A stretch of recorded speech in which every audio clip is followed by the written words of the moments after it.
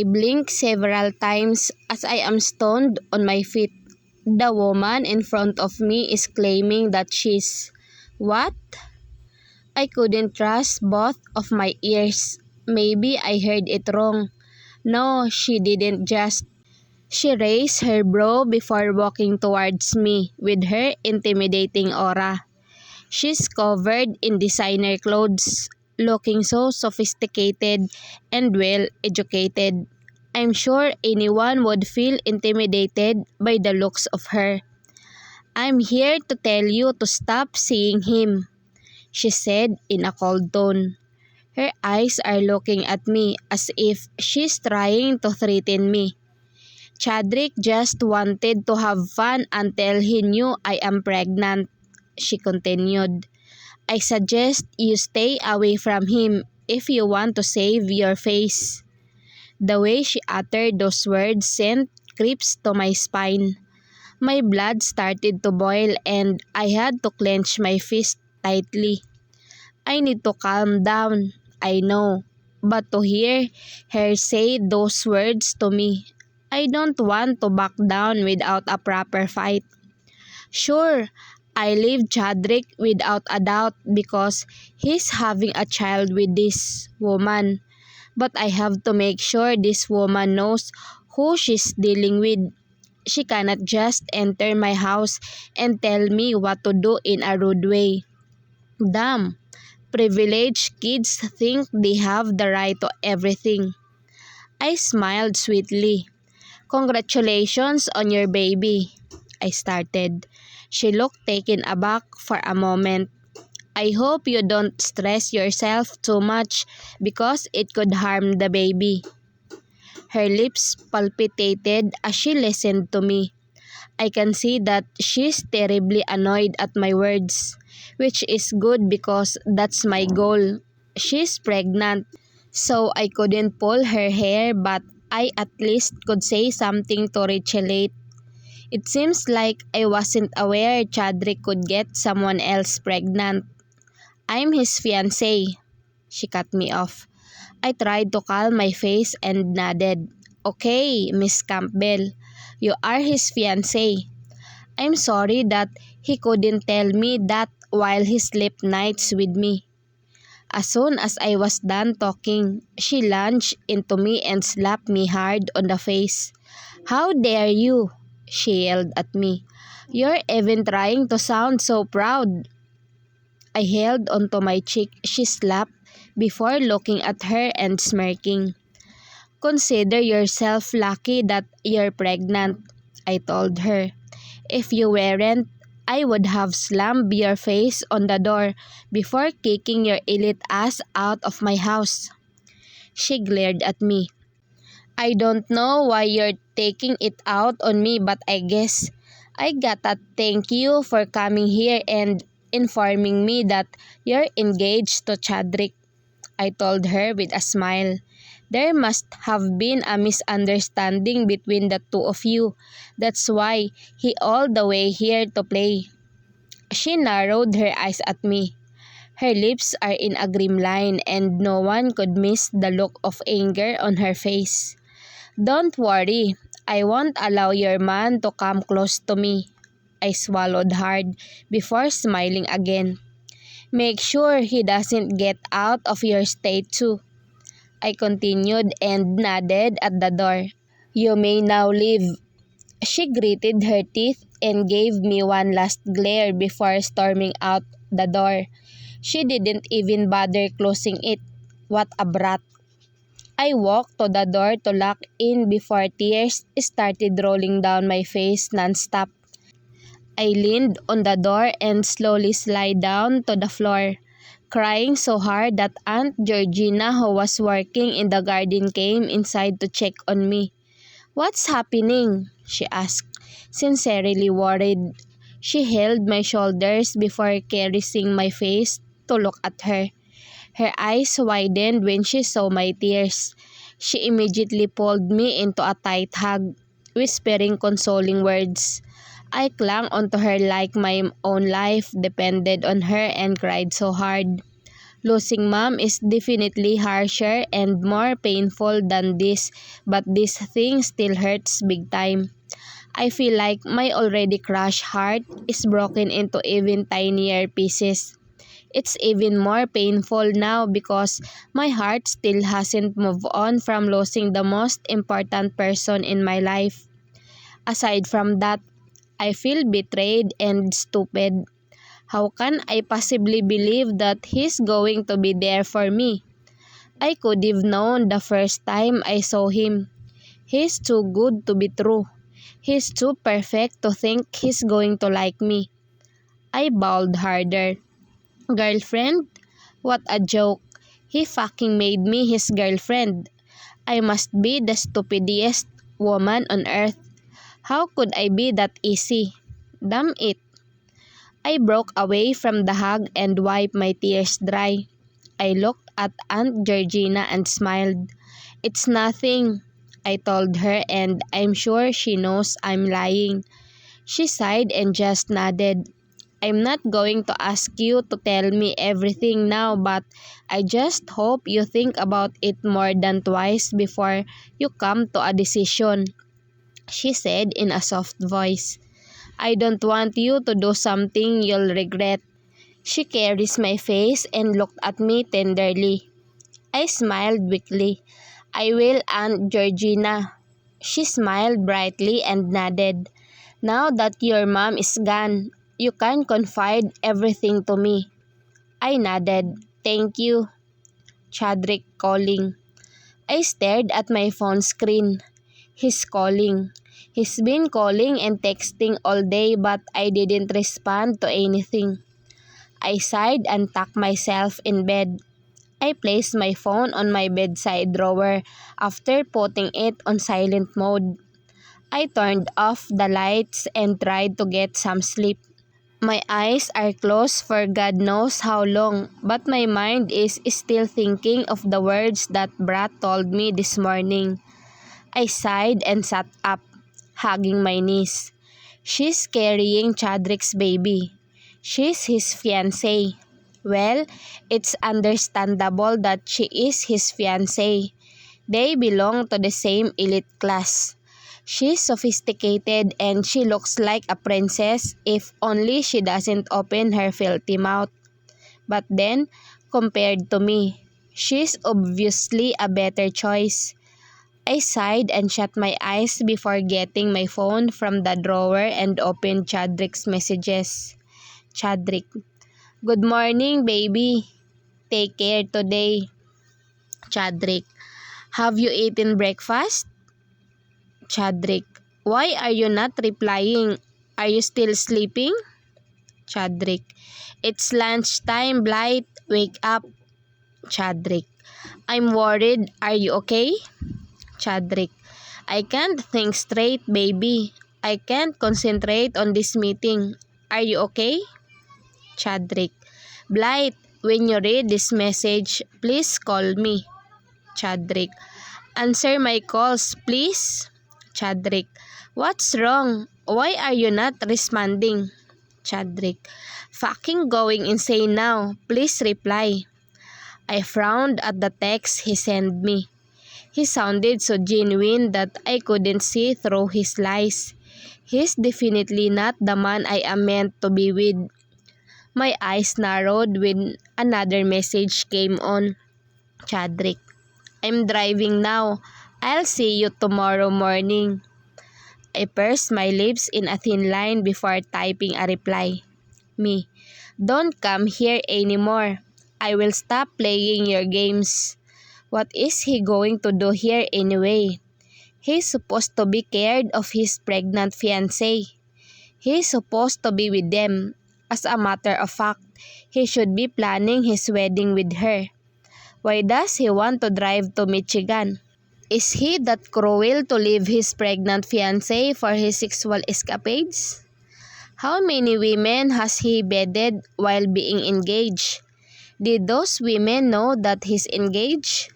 Or did they also expect deeper things like me? I scoffed at myself. Stupid blight. My phone it up and showed Chadrick name calling. I rolled my eyes and answered the call. "Blight, baby, what's wrong?" His voice sounded so worried. "I've been calling you the whole day but you didn't answer. And now I'm confused of your reply. What's wrong?" He probed, anxiety very evident from the sound of his voice. I sighed and shut my eyes. "Don't come here anymore," I told him with conviction. I made sure that he would get every word. "What? Baby, what's wrong?" he asked again. "Did I do something wrong?" I pursed my lips in a thin line. Hearing his voice doesn't do me any good. The sound of his voice only makes my heart waver. I can't believe I am this weak for him. I heard him uttering curses under his breath, and there I realized that he's driving. I sighed hard. "Well, talk when you arrive," I told him, defeated. As much as I hate him right now, I know that there's nothing I could say that would stop him from coming here. On top of that, he's driving. I shouldn't do something that would distract him because God knows what could happen. I heard him sighing hard. "Okay, I'll see you in the morning," he told me before hanging up. I leaned on my bed's headboard and sighed. I held onto my aching heart. Tomorrow, it will all stop. It will all end. Chadrick was already on the front door after breakfast. It's a good thing that Aunt Georgina left early for church. Chadrick and I can talk at home. He's wearing a red sweatshirt and a pair of faded jeans. His hair is down and unstyled. I looked at him and saw him clenching his jaw. His eyes are staring at me like he wants to shout at me. He's angry. I kind of know why, but I am also mad at him. I'm mad at the fact that he made me believe he cares for me. "Come in," I told him as I opened the door wider for him to enter the house. He came in, but I can see that his expression didn't change. I motioned for him to sit on the couch while I get us something to drink when he held my wrist and stopped me. I looked at him and saw him pursing his lips in a grim line. "What's happening?" he asked me in a low baritone. His voice is void of any humor. He sounds so serious and worried at the same time. "I'll get us water," I told him and tried to yank away from his grip, but he only tightened his hold. I looked at him and saw him looking at me with a tight jaw. "I don't understand," he said in a soft tone. "We were fine the other night. What changed? What happened when you slept? Did I do anything wrong?" I tried to remove his grip but he shook his head. "Let me go, Chadrick," I commanded him, but he shook his head once more. "I'm not letting you go until you tell me what the hell is going on," he responded, his voice slightly rising. I sighed and rolled my eyes. "Are you really this thick-skinned, or are you just dumb?" I asked him, now reaching my limit. He finally let go of my hand and looked at me in confusion. His lips parted like he's surprised to hear what I just asked. What?" he asked, looking so baffled. I rolled my eyes before staring at him sternly. "A woman came here telling me that she's your fiancé and bearing your child, and you act like that?" I asked him in disbelief. "Do you have conscience, Chadrick?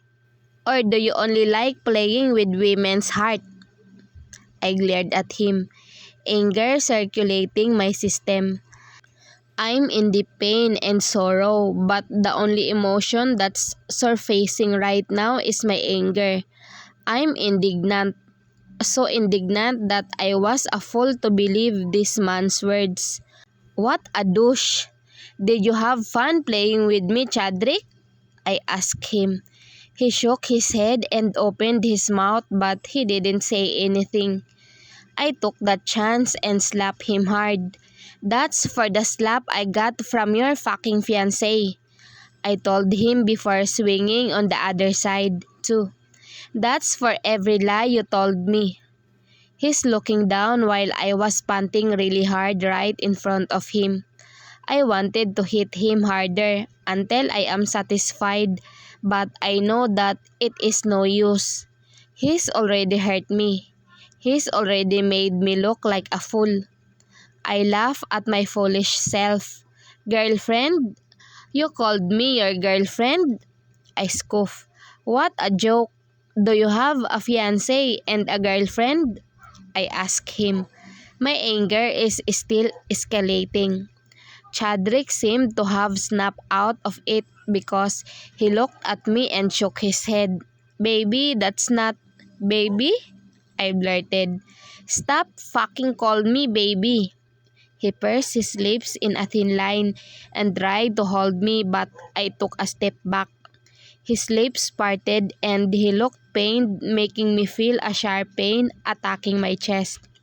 Stop fooling me now, Chadrick, I told him as I felt my eyes heating up with tears. I can't continue playing around with you. I shook my head. Not when I know that you have someone else and you're having a child with her. I looked away as tears fell from my eyes. I don't want to cry. I promised myself not to cry, and I'm already halfway there. But the moment I saw his eyes glisten with sadness, my heart ached. Blight, she's not my fiancé, he told me, trying to explain. His voice is so soft, sounding like it's going to break anytime soon. I looked at him. But that's your child, I asked, tears pooling around my eyes again. He pressed his lips in a thin line, unable to respond to me. I smiled weakly as my heart is breaking for the thousandth time. Do you really think I can stomach having you with me while your child grows up without you? I asked, and he's only looking at me with begging eyes. I shook my head. If you think you can do that, go ahead. But find someone else and leave me out of you family drama. You know I have my hands full of my own issues. Chadrick stared at me, as if waiting for me to take my words back. I smiled weakly and shook my head. Leave me alone, Mr. Moore. I've had enough of our secret escapades, I whispered. Lock the door when you leave, I finished as I went to my room and sulked the whole day. Out of all the places to see him, we met in a club. How stupid can that be? I've tried to stay away as far as I could. I prayed to the heavens for us to never cross paths again. But why? Why did I see him again? I shook my head and walked back to our booth. I looked around, trying to find where the ashhole is, but I couldn't see him anymore. Good. He must go home and take care of his child. A married man and a father shouldn't be outside partying. That's irresponsible. But then again, since when did Chadrick become responsible? Was he ever responsible? He's got side chicks even when his fiancée is pregnant. He's got no respect for that woman, and even though I hated her guts, I still pity her. No woman deserves a cheating man. Make me his again? Is he fucking kidding me? After everything I've been through, I would never ever want to associate myself with him. Out of all the regrets I have, the things I did for him are the worst. I cringe every time I think of having a past with that man. I tried my hardest to forget him. He's not someone that should be remembered. He deserves to be forgotten. There are so many times that I think of him and wish I had selective amnesia. I didn't need to be reminded of him over and over again. I shook my head and sighed. Tracy came back with a big smile on her face while I sat on the booth extremely annoyed that that man had the audacity to tell me that. Huh? Didn't he remember the things I went through? Tracy must have noticed my change in demeanor because he furrowed her brows at me. What happened? Are you okay? She asked in a worried tone. I first smiled and nodded. Tracy is my closest friend. I'm pretty close off and introverted, so I don't have many people in my life. I don't want her distancing herself from me because I kept things to myself. I'm okay, I told her. I just saw someone I knew before. She stared at me for a moment before nodding. Okay, she trailed, still observing me. I smiled at her, making her smile back. Anyway, she started.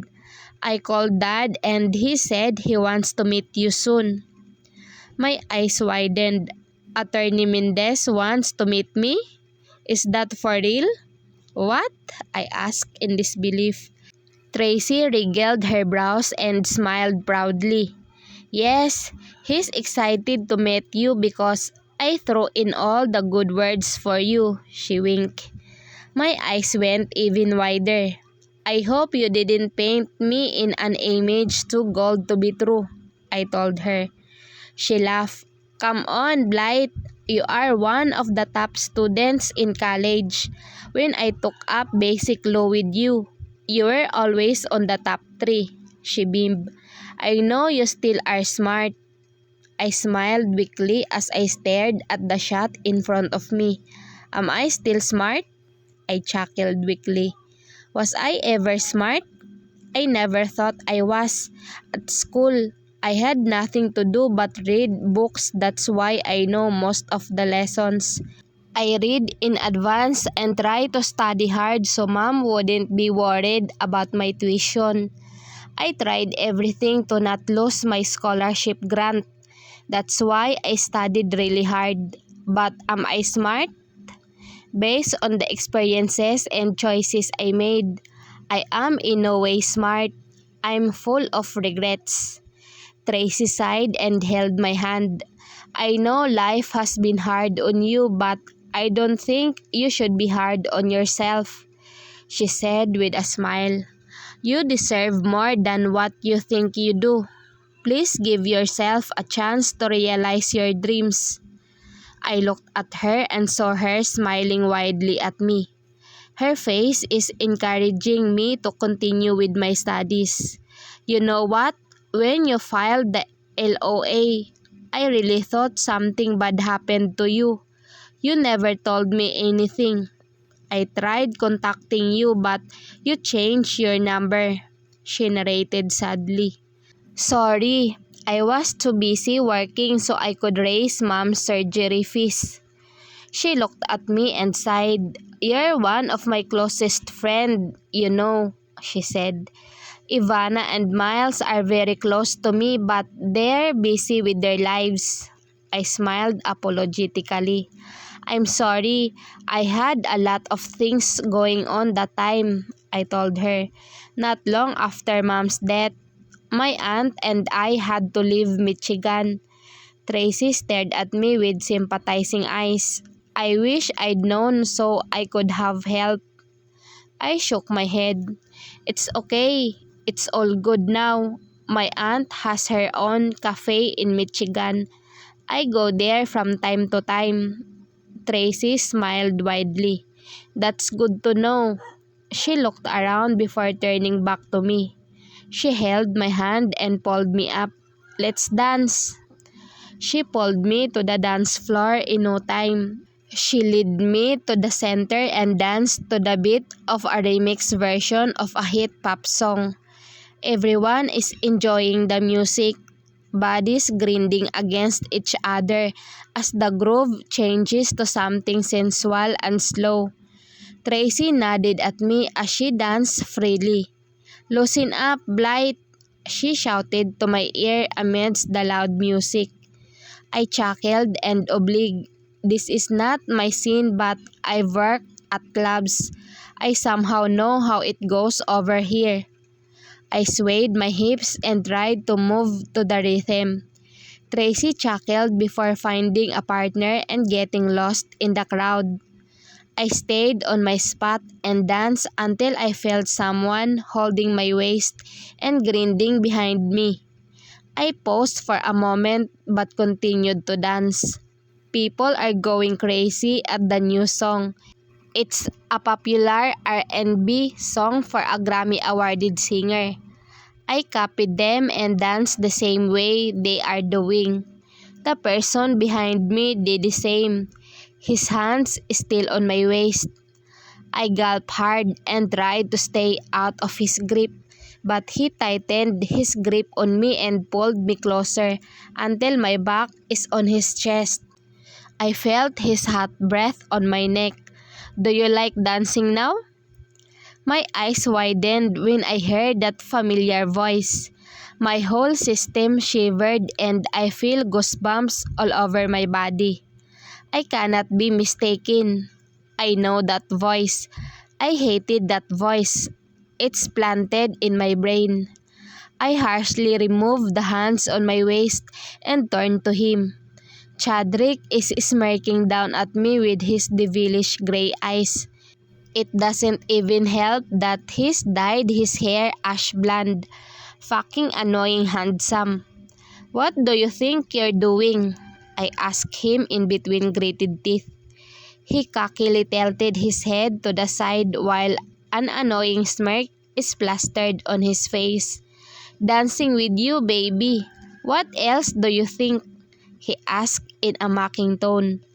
I pursed my lips in a thin line and clenched my fist, ready to swing at him. I glared at him. Why would you want to dance with me though? Don't you have a lot of women to choose from? I snapped at him.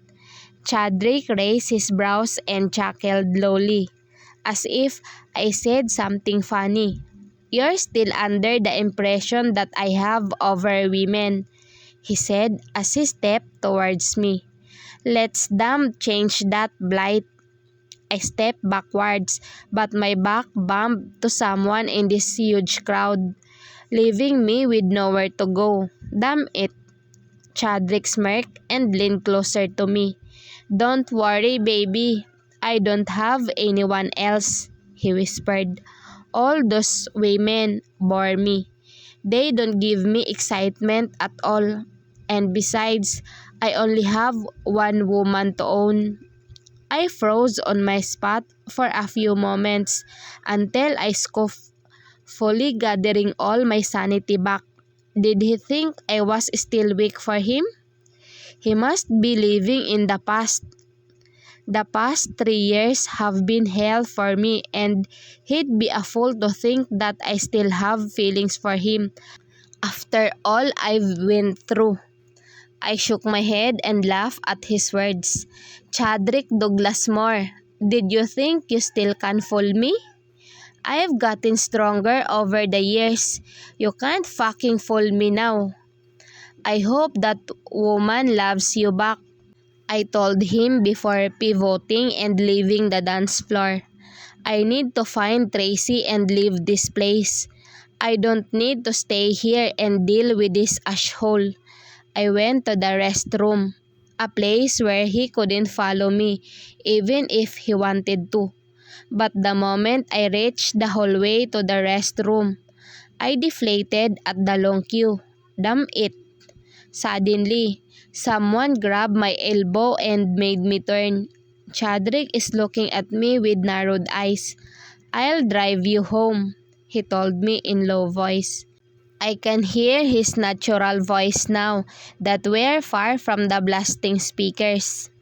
I can go home alone, I told him coldly and yanked my elbow away from his grip. You better get some other woman who could want to fuck you tonight. I rolled my eyes and brought my phone out. I don't care anymore. He can stand here if he wants. I'm going to call Tracy and tell her I'd go ahead. Who are you calling? Chadrick asked, seemingly unaffected that I subtly insulted him. I rolled my eyes and placed my phone to my ear, listening to the ring and waiting for Tracy to answer me, hoping she would. After all, she brought me here. Chadrick crossed his arms against his chest and tilted his head to the side. Come on, I'll just drive you home. I glared at him. Stop acting like a gentleman. Don't you have a child to take care of? I rolled my eyes as I heard the network operator say that the number is unattended. Damn it. I heard Chadrick sighing. I don't. Do you think I would still believe you? I asked. You're the biggest liar I know in my whole life. Well, that's a lie. The biggest liar award still goes to my father. Chadrick is second. Chadrick furrowed his brows and pursed his lips in a thin line. He looks a bit taken aback by my words. That's funny. I don't think those words would still hit someone as thick-skinned as he is. I thought he must have gotten used to those. I dialed Tracy's number again, and this time she answered. Only it wasn't her voice that spoke. Who's this? It was a man's voice. I narrowed my eyes in confusion. Where's Tracy? I asked, suddenly sounding protective. I know that Tracy frequents clubs and parties, but I still can't let go of the fact that they are men who would take advantage of her. She's pretty and sexy. This is her boyfriend. She's with me. You can contact her in the morning, he said before hanging up. I looked at my phone in disbelief. Tracy's boyfriend? Is he fucking kidding me? I dialed the number again and this time Tracy answered. What's happening? I asked. I heard her sigh. I'm sorry. I'll tell you about it tomorrow, she said sadly. She sounds sober, so I relaxed. I'll make it up to you tomorrow, she promised before hanging up. I sighed and shut my eyes in annoyance. I looked at Chadrick, who's leaning on the wall while watching me. He's now smirking again like he's won something. So what do you think? I'll drive you home?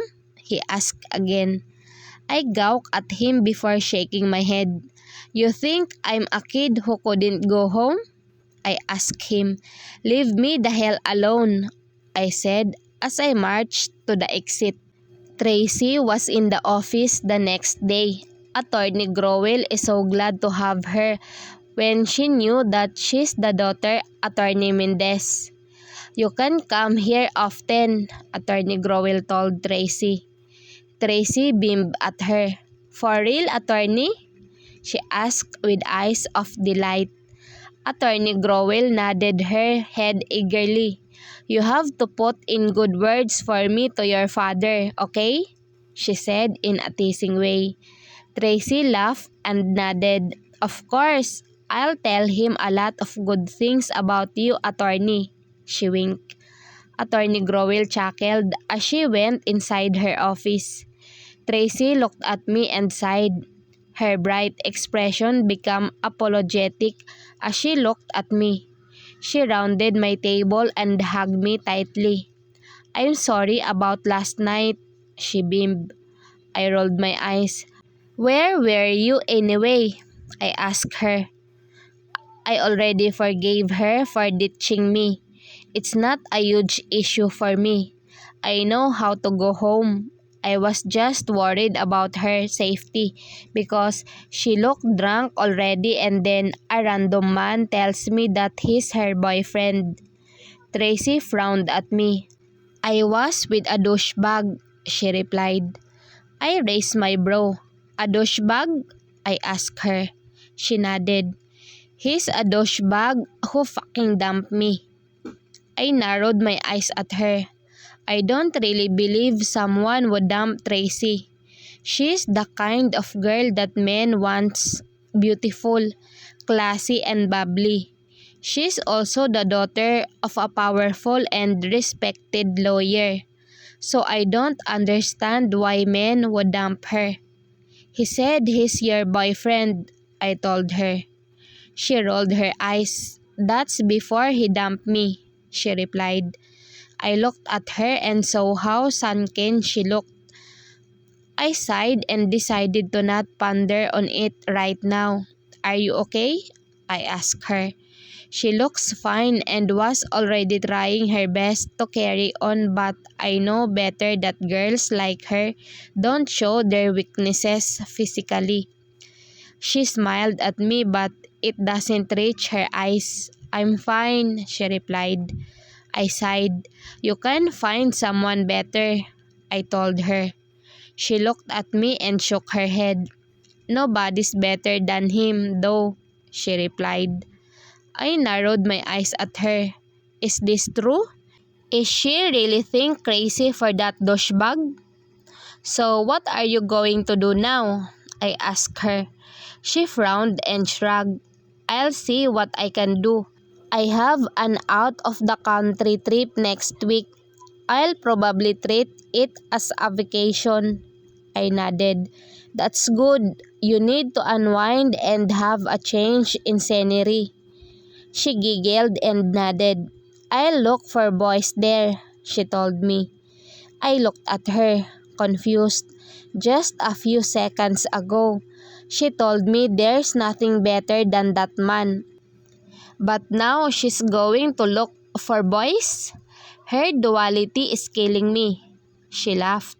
Don't worry, I'll look for one for you too, she told me before winking. I rolled my eyes and did nothing but just laugh. Maybe that's a better choice too. I rolled my eyes the moment I see a familiar Jaguar in front of my workplace. Leaning on the flashy car is Chadrick Moore in his aviators, wearing a simple white round neck shirt with a huge logo of a famous brand, a pair of blue faded jeans and black topsider shoes. His arms are crossed against his chest. I could see female employees glancing at him with suggestive smile. I scoffed and shook my head. I decided to ignore him and walk towards the taxi bay. There's not a lot of people, so I think I can go home early than usual.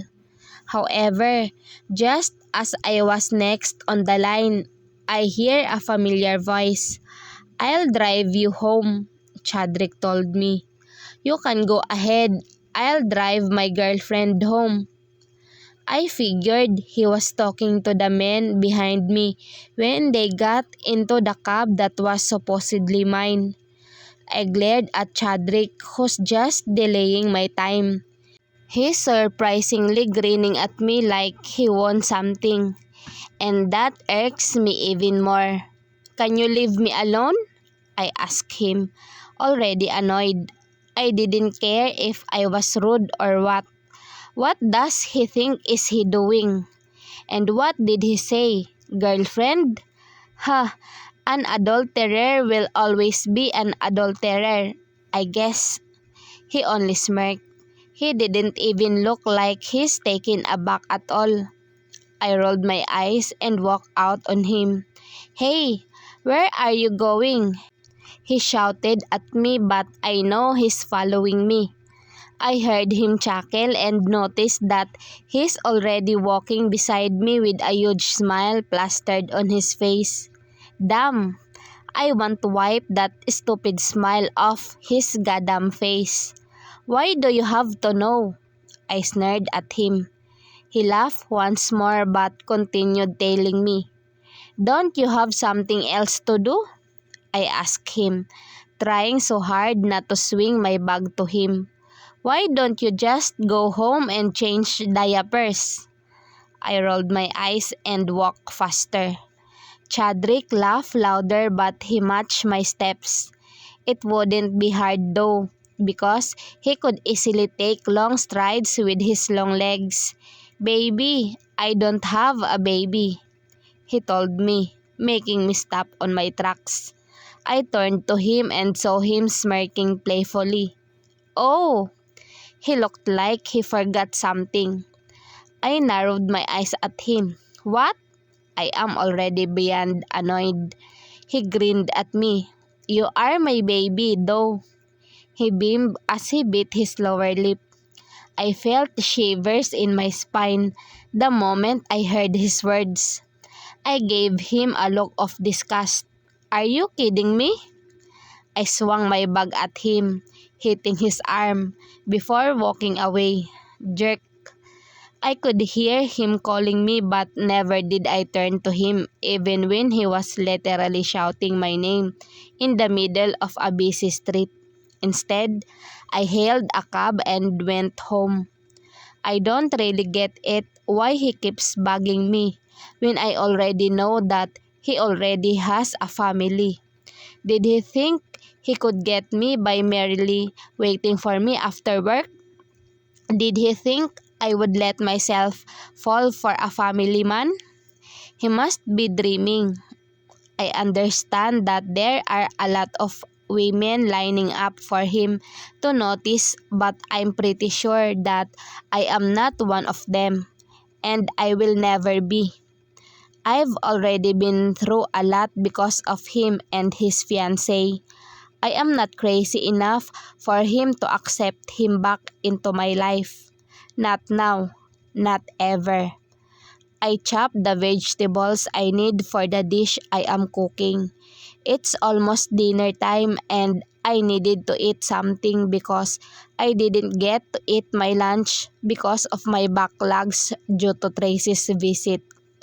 I sighed hard when I heard my phone ringing. It's Aunt Georgina. I answered the call and was welcomed by her high-pitched voice. Blythe, are you coming here tomorrow? She asked. I sighed and looked at the calendar hanging on the wall of my apartment. Tomorrow is her birthday. I have already filed a leave for that day and I am going to ride the train tomorrow at dawn. Yes, I replied. I will travel by train. I will be there before breakfast. I heard her giggling on the other line. Great, I have already baked some pastries for us to bring to your mom. Also, Bullet misses you so much. I smiled at the thought of Bullet missing me. I already miss him too and it's only been a week since we saw each other. Where is he, by the way? I asked. Aunt Georgina sighed. He's already sleeping. He's been complaining of difficulty of breathing this morning, she told me. We've visited his doctor a while ago too. My eyes widened. Why did you not tell me about it? I should have known that Bullet was sick this morning. I should have known that they visited his doctor. She sighed on the other line. Bullet told me not to tell on you because you're busy. He doesn't want you to worry about him. I pursed my lips in a thin line and started cooking. Still, you should have told me, I told her before sighing. Is he okay now? I asked, extremely worried. He's sleeping, she replied. He's feeling better now. He's not on oxygen. He's sleeping peacefully because I told him that you'll be here tomorrow morning. I sighed in relief.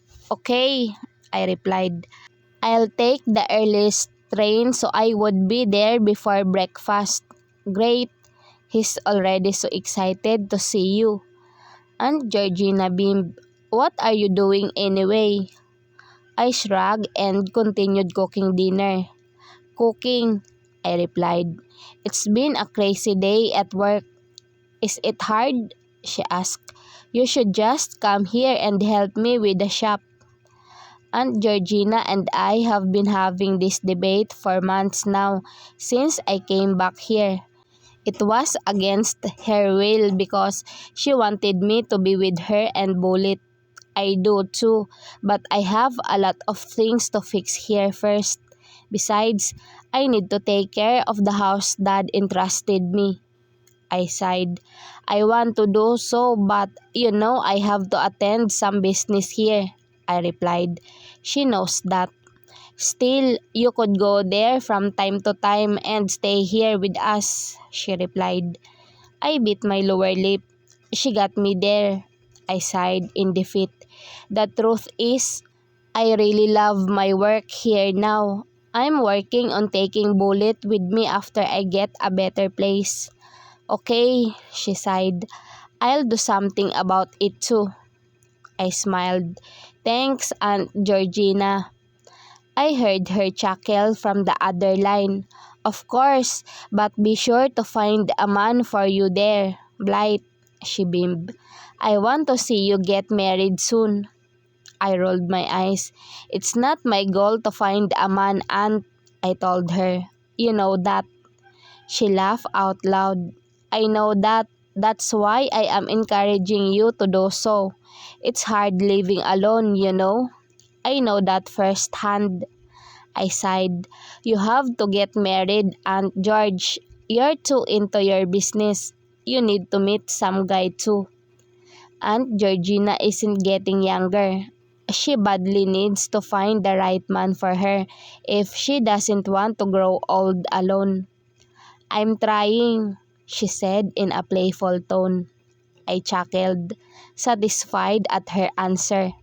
We talked about her business a few minutes more before hanging up, and just after hanging up, my phone rang again.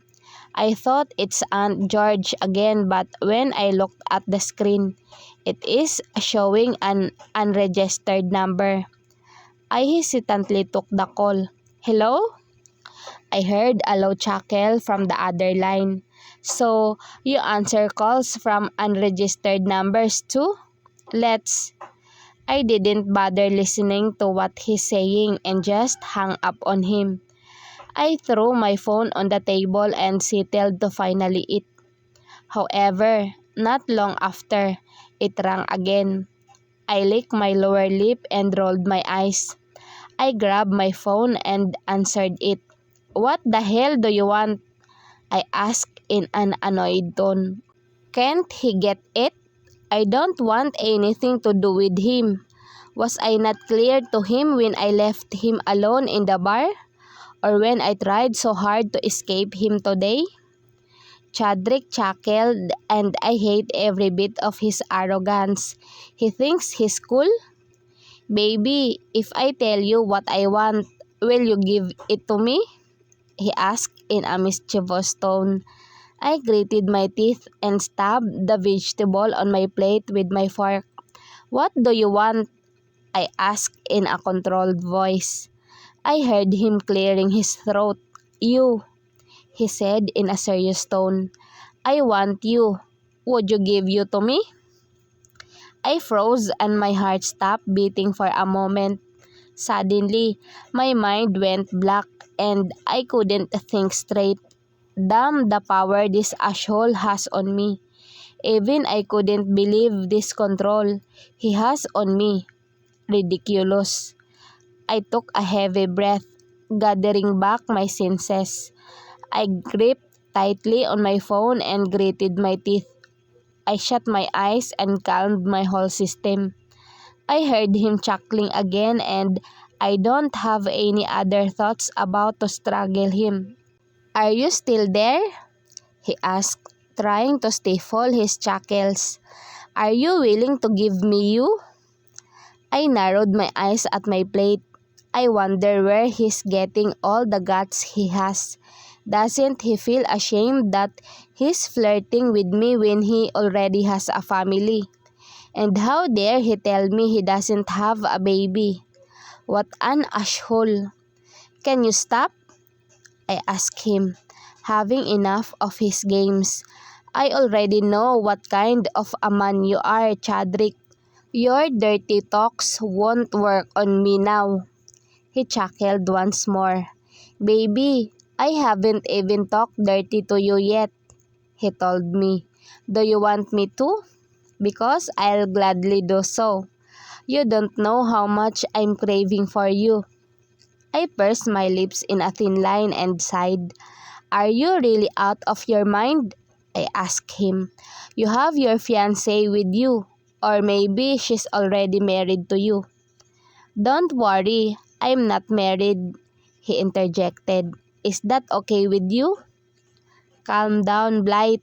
He's just lying. He lied to you before, so there's a chance that he's lying to you now. He's not that cleanest guy out there, and he's definitely not the best man for you. I tried everything to cheer myself on. I can't let him make his way back to me again. I don't have a child too, he added. I sighed hard. I don't believe you anymore, I told him. I'll make you believe me again, he replied. I shook my head. There's nothing you can do to make me believe you again. I've had enough of your antics, enough of your lies, I countered. I want him to know that I am not the same Blight 3 years ago. I am a different woman now, scared but definitely stronger. I heard him sighing from the other line. I know I messed up, but how can I prove to you that I changed when you're not giving me a chance? He asked in a husky voice. I smirked. You don't have to, I told him. I'm not going to be swayed by your lies again, Chadrick. So go on and look for another prospect because I refuse to be victim again. Bullet was so happy to see me the next day. I feel like he's gotten taller even though it was just days since we last saw each other. Mommy! He called me while running to me. My eyes widened. Hey, don't run, I told him, but he was already in front of me, giggling and asking for me to carry him. I sighed and didn't have a choice but to smile and take him in my arms. He wrapped his arms around my neck and kissed my cheek.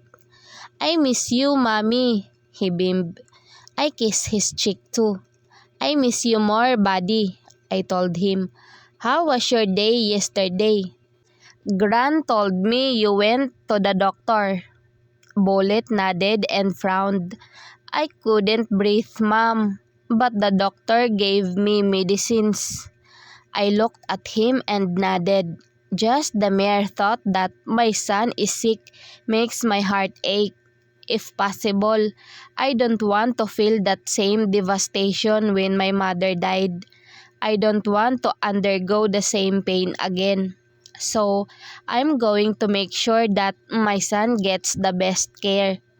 Aunt Georgina is helping me with that. I'm just so happy to have her with me. Blight, speaking of Aunt George, she came in from the kitchen. I smiled at her and handed her the gift I bought days ago. Happy birthday! I greeted her and kissed her cheek. She chuckled and hugged me back. She kissed Bullet, who's still in my arms. Thank you, she replied. I have cooked breakfast. Come and let's eat. I nodded and ate breakfast with them. Bullet was so happy to have me in the table.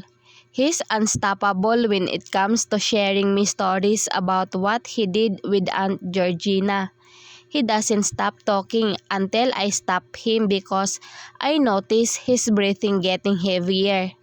He just couldn't overwork himself or else he'll end up in the hospital again. By the way, Aunt Georgina started, I used the money you wired to buy his maintenance. I got a month worth of medicines. I nodded, contented that I have served my purpose to my son. I looked at Bullet, who was busy munching on his pancakes, and smiled. He's getting bigger every day, Aunt George spoke. I turned to her and nodded. She's right. My Bullet is getting bigger and bigger, and I hate that he's growing up so fast. I wish he'd stop growing for a while so I could enjoy taking care of him even more. It's not that I won't enjoy it when he grows up. It's just that I know that he would mature. I sighed and caressed his hair while his cheeks are full of pancakes. He looked up to me and grinned widely, with chocolates all over his mouth. I laughed and shook my head. And George, too. I guess it's really true when they said that children brighten up the mood in any home. In the afternoon, Aunt Georgina, Bullet, and I visited Mom's grave. We brought food and flowers. It's newly painted, I commented as I looked at the headstone. Aunt Georgina nodded. I hired men to paint it when I last visited here. It looked like it needs one, so I immediately had it repainted, she explained. I nodded and kneeled in front of my mother. Hi, Mom. I'm back with Aunt Georgina and Bullet, I said as I hugged Bullet. Hello, Grandma, Bullet said in his cute voice. It's Grand's birthday today and we brought you some cake. I smiled at my son. He's bubbly and very active, which is one of my problems. He shouldn't be active and running. He can't be tired because his heart is weak. That's why we have standby oxygen at home and all the other emergency medicines that his doctor prescribed. Aunt Georgina rubbed Bullet's back caringly. Grandma must love the cakes, don't you think? She asked him. Bullet nodded. Who would hate your cakes, Gran? He asked and grinned. I rolled my eyes and shook my head. This kid definitely knows how to charm his way to his Gran. I can only imagine how he would do that with girls when the time comes. I bet it would really a pain for me. Aunt Georgina sat in front of me while I was busy reading the magazine here in her cafe. I brought the magazine down and looked at her. Have you thought about going back to school? She asked me. I pursed my lips before nodding. I have a friend in Chicago who asked her father to give me a scholarship, I replied, although I don't know if I should take it. She narrowed her eyes at me. Why wouldn't you take it? She asked. It's always been your dream to become a lawyer. I'm sure your mother will really be proud of you when you pass the bar. I leaned on the table and sighed. You think? I asked. But Bullet's going to go to school soon. I need to work hard and earn money for his tuition and other school expenses. Aunt shook her head. Don't think about that yet. I will cover for his school fees. She frowned at me. What did you think I was doing all this for? Of course, I want to help you and Bullet. I don't have a family besides you and that cute kiddo. I stared at her face and saw how serious she is with what she said. She even looks like she's scolding me. I smiled and sighed. What would I do without you? I asked her. She rolled her eyes at me. You can't do anything without me, Blight. I'll stick with you and Bullet for the rest of my life, she said in a serious tone. I laughed and shook my head. Ow, Aunt George, you need to get married too. Even if I get married, I will still stick with you until the day I die, she told me, and that only made me laugh louder. She then joined me and laughed with me. You're really obsessed with me, Aunt Georgina. She gave me a look. Of course, you're my daughter now. I will make sure you get the best life that you deserve. I smirked and nodded. I will succeed, Aunt Georgina, for you and for Bullet, I told her like a promise. She raised her brow at me. And maybe find a good man for you too, she said with a wink. I rolled my eyes and shook my head. She just wouldn't stop bothering me with that. It's so great to see you, Blight, Attorney Henderson Mendez told me at lunch. Tracy really went her way to tell her father about me, and now he's arranged a meeting for me. She said it would be about law school and the provision of the scholarship.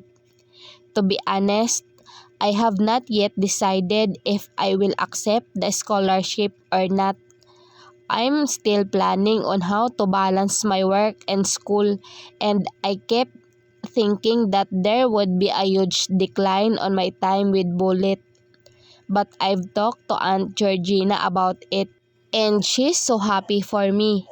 She told me that I should choose my dream as I have already put it on hold for years.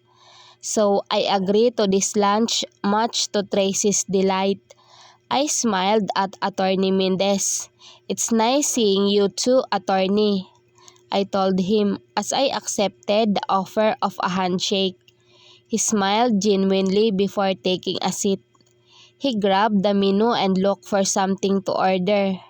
"Go and look for what you like," Tracy told me, so I took the menu as well and scanned it. My eyes widened at the prices of the food in here. Sure, rich people could eat here without worries, but as a woman who's striving hard to give her son a great life, I don't really feel good. One meal felt like my whole day's salary already. Tracy nudged me. "Go choose what you want. Don't be shy," she told me while wriggling her brows. Attorney Mendez chuckled. "She's right, Blight. Choose what you want. Don't mind about the price. Tracy will treat the both of us." He winked with a teasing smile at Tracy. Tracy scoffed, but she ended up agreeing. She had no choice in front of her dad. "I have seen your grades, Blight. They're very impressive," Attorney Mendez started. "I would love to enroll you to any university in Chicago." My eyes widened in surprise. "You will, sir?" I asked in disbelief. Tracy chuckled. "See, Dad? I told you she's humble. She doesn't even know she's one of the top students if you don't tell her." Attorney Mendez nodded. "I like her," she told Tracy before facing me. "I'll process the papers for her enrollment soon."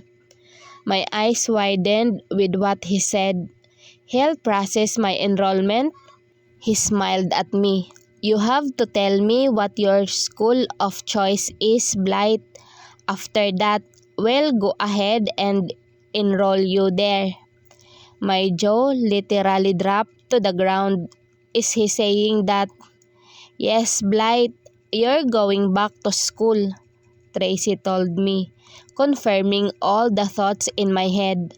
"Also, there are law schools that offer classes at night, so the students could work during the day." I looked at Tracy. "I know that. Attorney Growell already told me about that when she knew I was a law undergraduate. She was also encouraging me to go and enroll, but I didn't have enough funds for my tuition, so I didn't do so yet.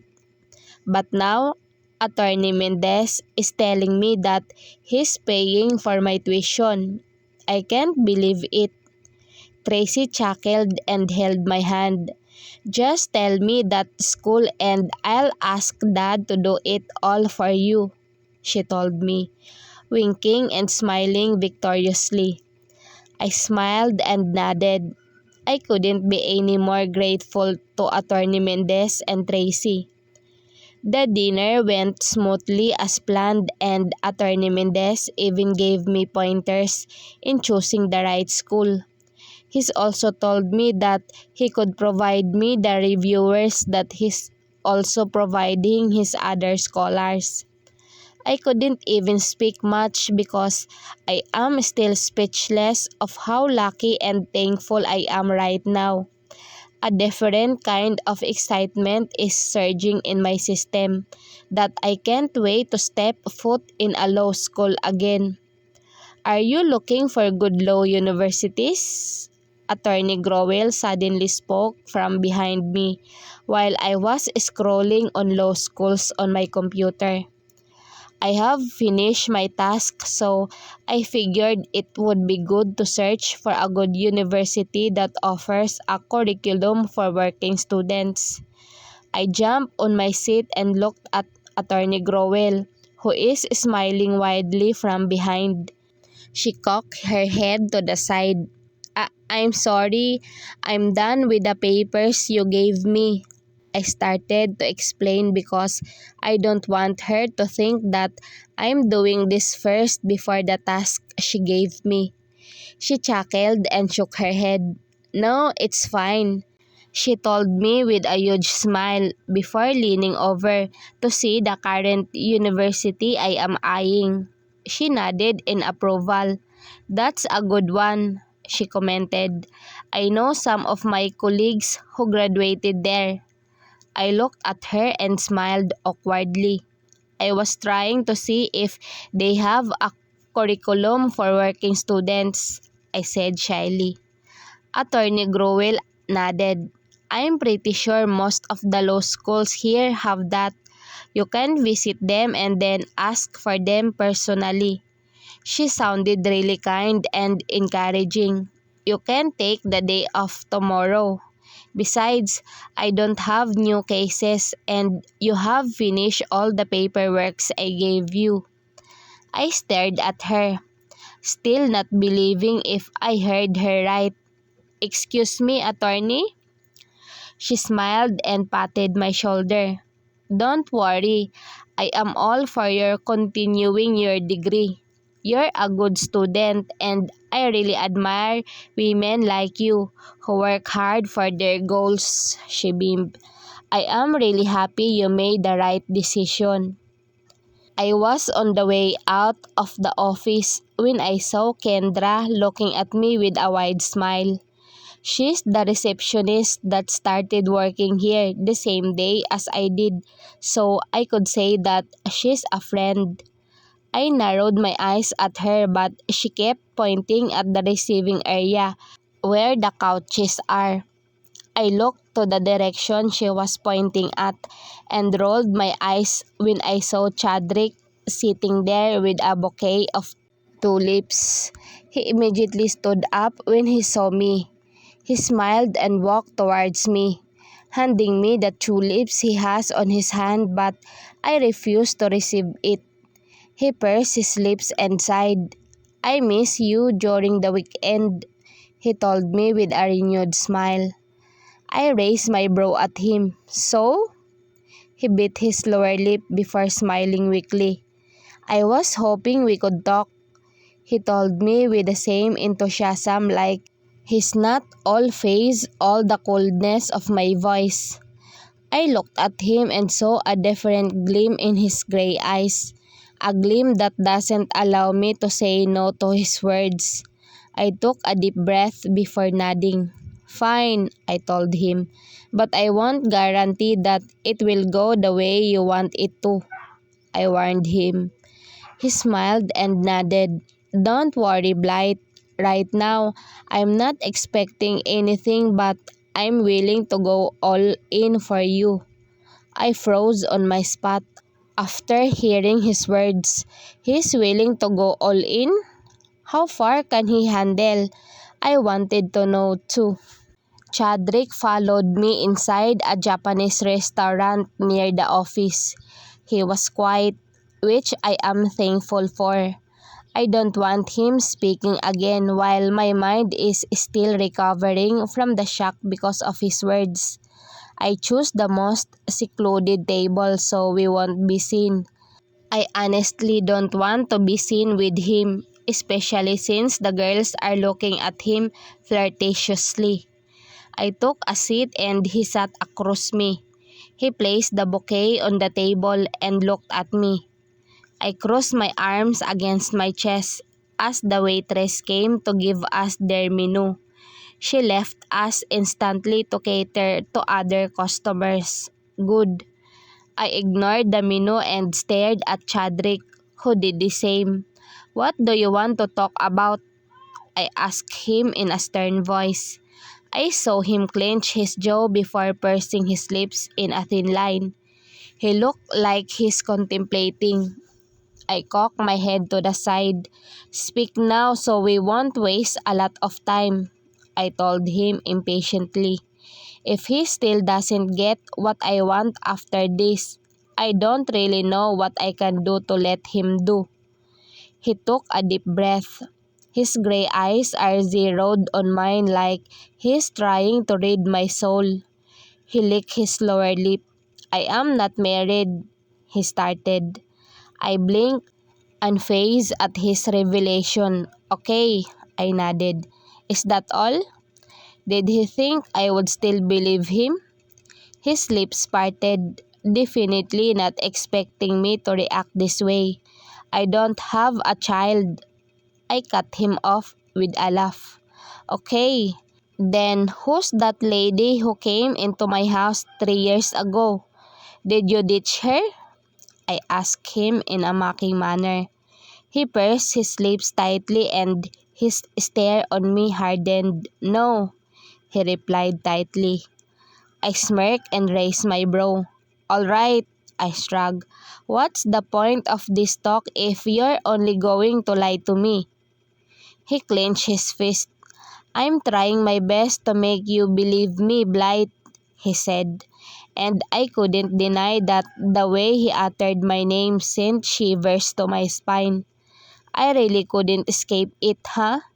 I couldn't escape the effect he has on me, no matter how hard I try. His eyes looked defeated as he stared at me. What do you want me to do? He asked, as if begging me. What do I have to do to make you believe me?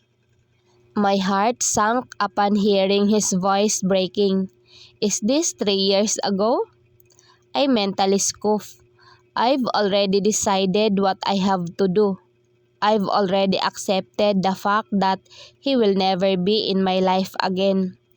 I smiled weakly and shook my head. Whatever we were before, it's over. Chadrick, we were over 3 years ago. I tried so hard not to stutter or show any weakness. I don't want him to think that I am hesitating. I am not hesitating. This is how we should be. Far away. Chadrick's face looked surprised. Baby, please, let me do it over again. I shook my head. It's final, Chadrick. Let's just move on. He shook his head vehemently. I'm not moving on, he uttered in disagreement. I've waited for 3 years, Blight. I've fucking waited for you to show up again, he panted. I believe all the lies they told me about you. I fucking hated you for years, but now that I know it's all a lie, I want to try again. I smiled weakly. Everything that happened 3 years back is coming back to me in a flash.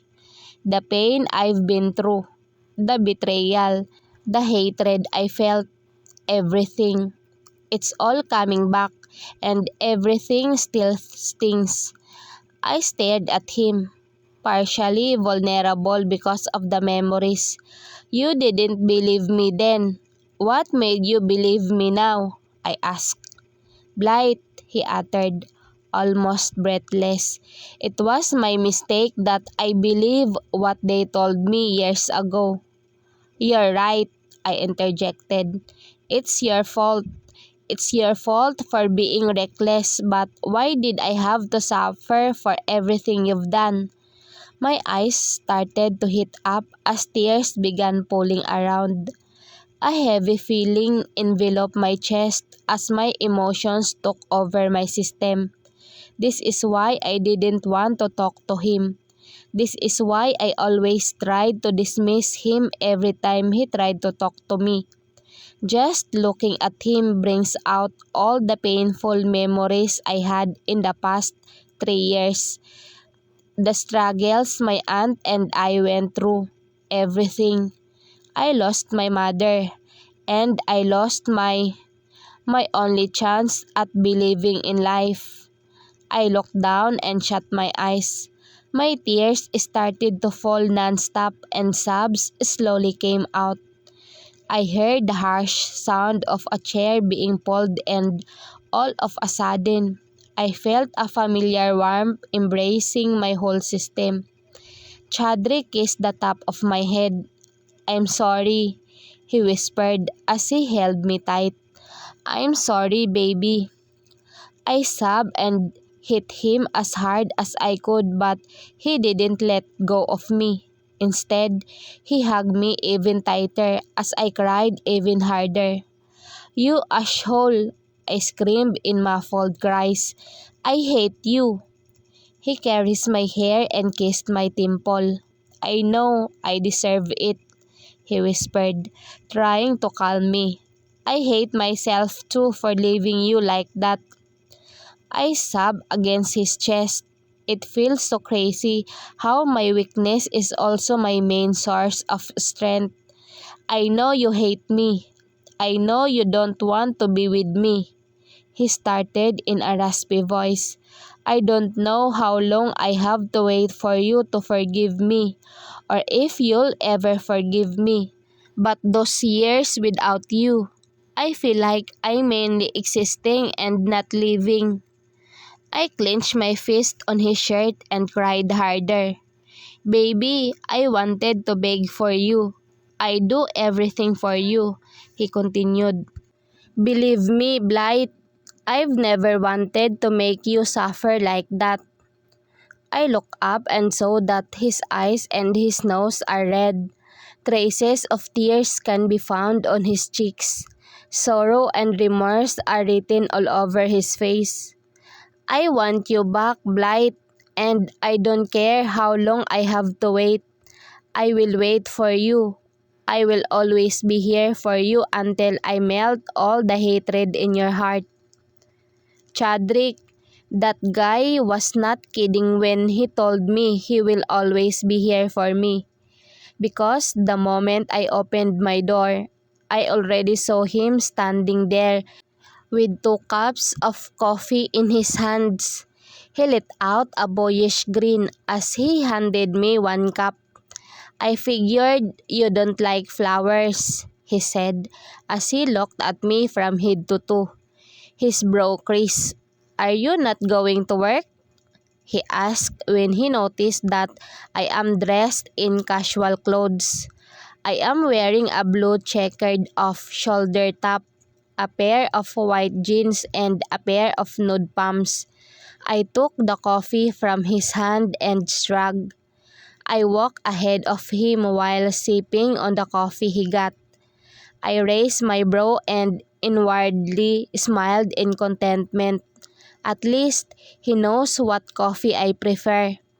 I stood in front of the elevator, waiting, when he caught up beside me. I glanced at him peripherally. "How did you know where I live?" I asked.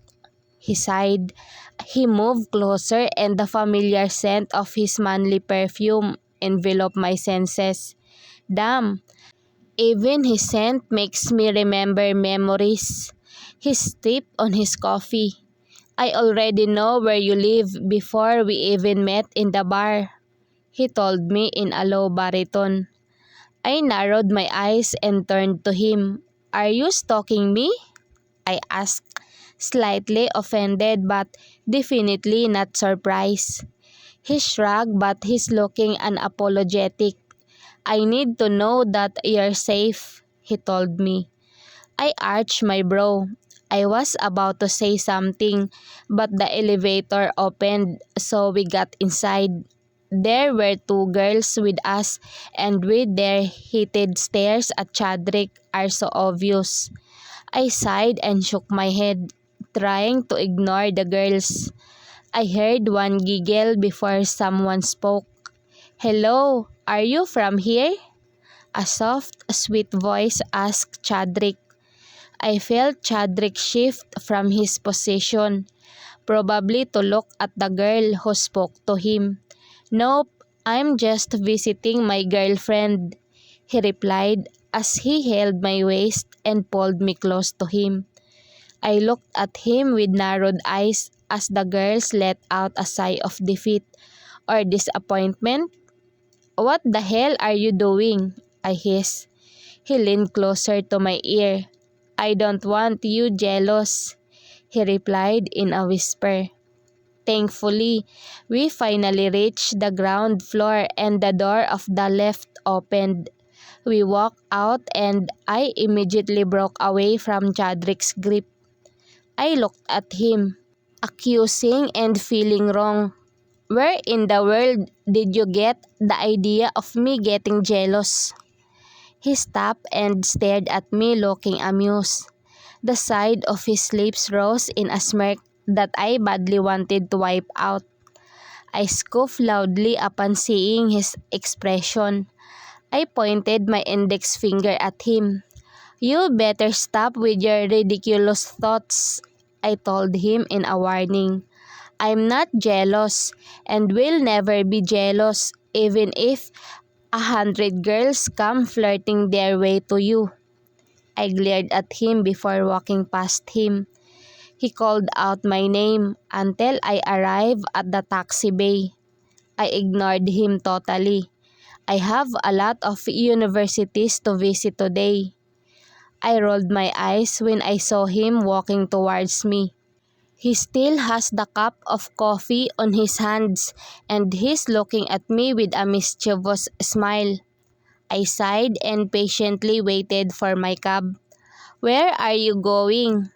Chadrick asked me when he reached my side. I glared at him and rolled my eyes. "Why do you care?" He blinked at me, looking at me extremely amused. He's biting on his straw and is looking at me with a smirk. God, what does he have to show me that fucking handsome smirk? He chuckled lowly and leaned closer to me, his lips already touching my earlobe. "Because I want to be with you," he whispered in a husky voice that makes me feel different kinds of emotions. Ones that I hate so much because I only feel them with him. I inhaled a sharp breath before looking away. Don't you have your car?" If I could hit myself right now for stuttering, I would already have done it. I looked away, refusing to even show him a side of my face. I heard him chuckling before sighing hard. "I didn't bring my car," he replied. "Can we ride the cab together?" I rolled my eyes and felt really grateful that it was already my turn on the cab. I opened the door of the back seat and immediately got inside. Chadrick got inside right after me. I made sure that there would be enough space between us, but this bastard sat so close to me. I couldn't help myself but pinch his side. He groaned and winced in pain, making the cab driver to look at us on the rearview mirror. "Are you both okay?" the middle-aged man asked us. I smiled widely and nodded. "Yes, we're all right, sir," I replied. "To Maxwell University, please," I told him. The driver nodded, but I can see reluctance on his face. He must not believe that we're fine in here. Chadrick laughed and then slung his arm around my neck. "Don't worry, sir. My girlfriend and I are always like this," he said.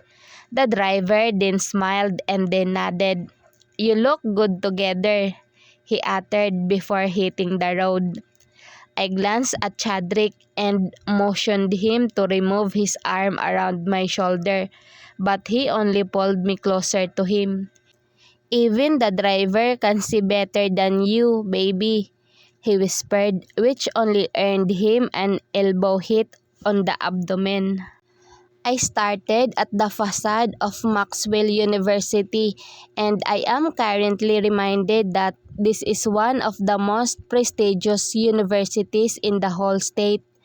The sophisticated design of the gates and the vintage-looking building gave me a different feelings just by staring at it. I already have a college in mind. I could just go back to my school, but I needed a backup if the schedule doesn't add up. Are you going back to school? Chadrick asked. I almost forgot that he was still following me. This guy just never fails to annoy me. Even in the cab, he kept talking to the driver and telling him stories about the two of us, as if there's an us. I rolled my eyes and ignored him. I started walking inside and asked the guard where the registrar is. I immediately followed the directions he told me and reached the place in no time. Luckily, there isn't a long queue, so I don't have to wait for long. I immediately walked to the registration window and asked what I wanted to know. I wanted to roam around the campus first before moving on to another university. I believe that the feel of the school environment is very important for learning. Although I don't really think that would matter since I will be attending classes at night. The lady was kind enough to give me a sample schedule of classes.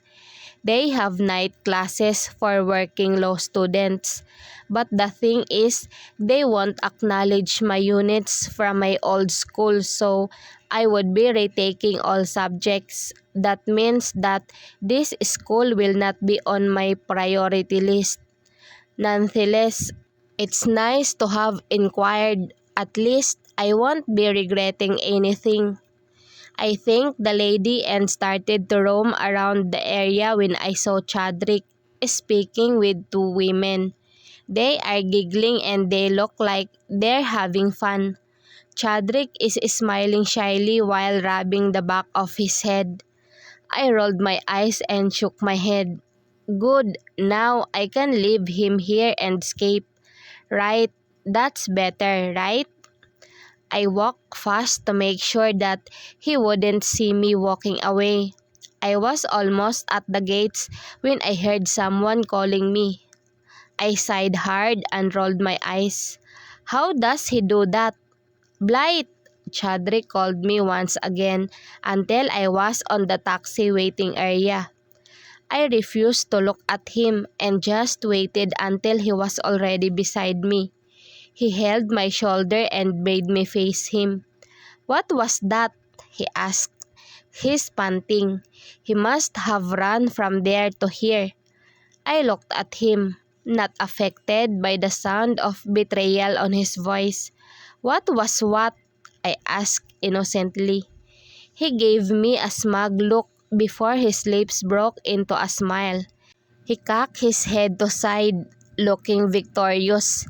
Don't be jealous, he chimed, a little too excitedly that I want to wipe off that huge grin on his face.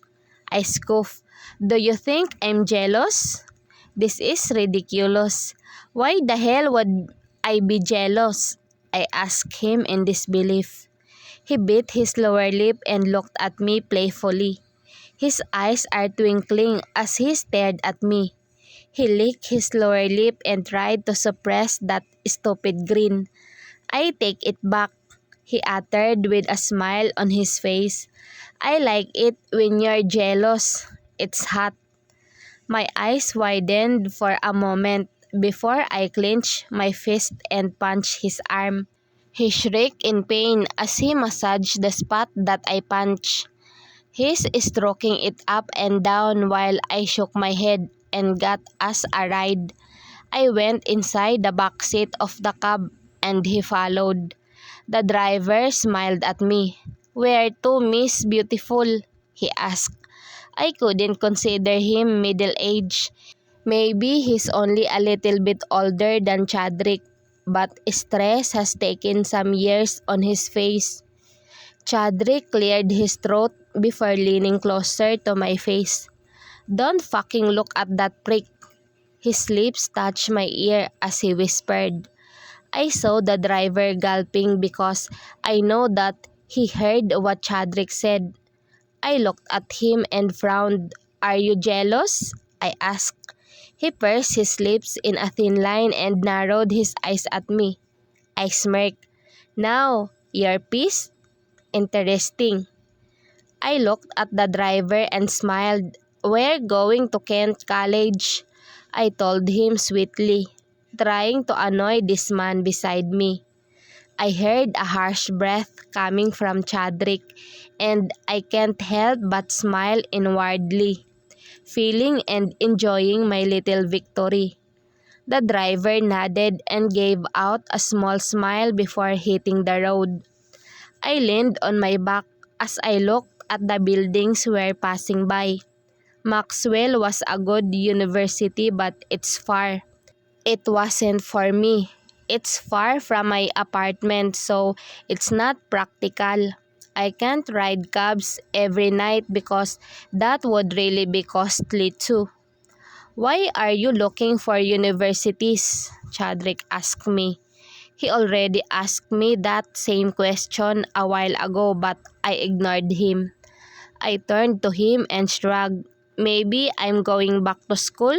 I replied sarcastically. He frowned at me and I grinned. "Don't ask the obvious, Mr. Moore," I told him before glancing back on the road. I really am so excited to go back to school.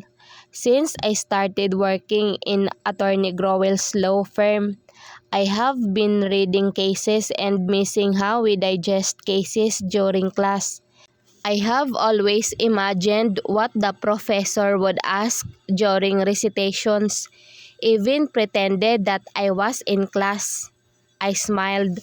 "I can't wait to go back to school." "You seem happy," he commented.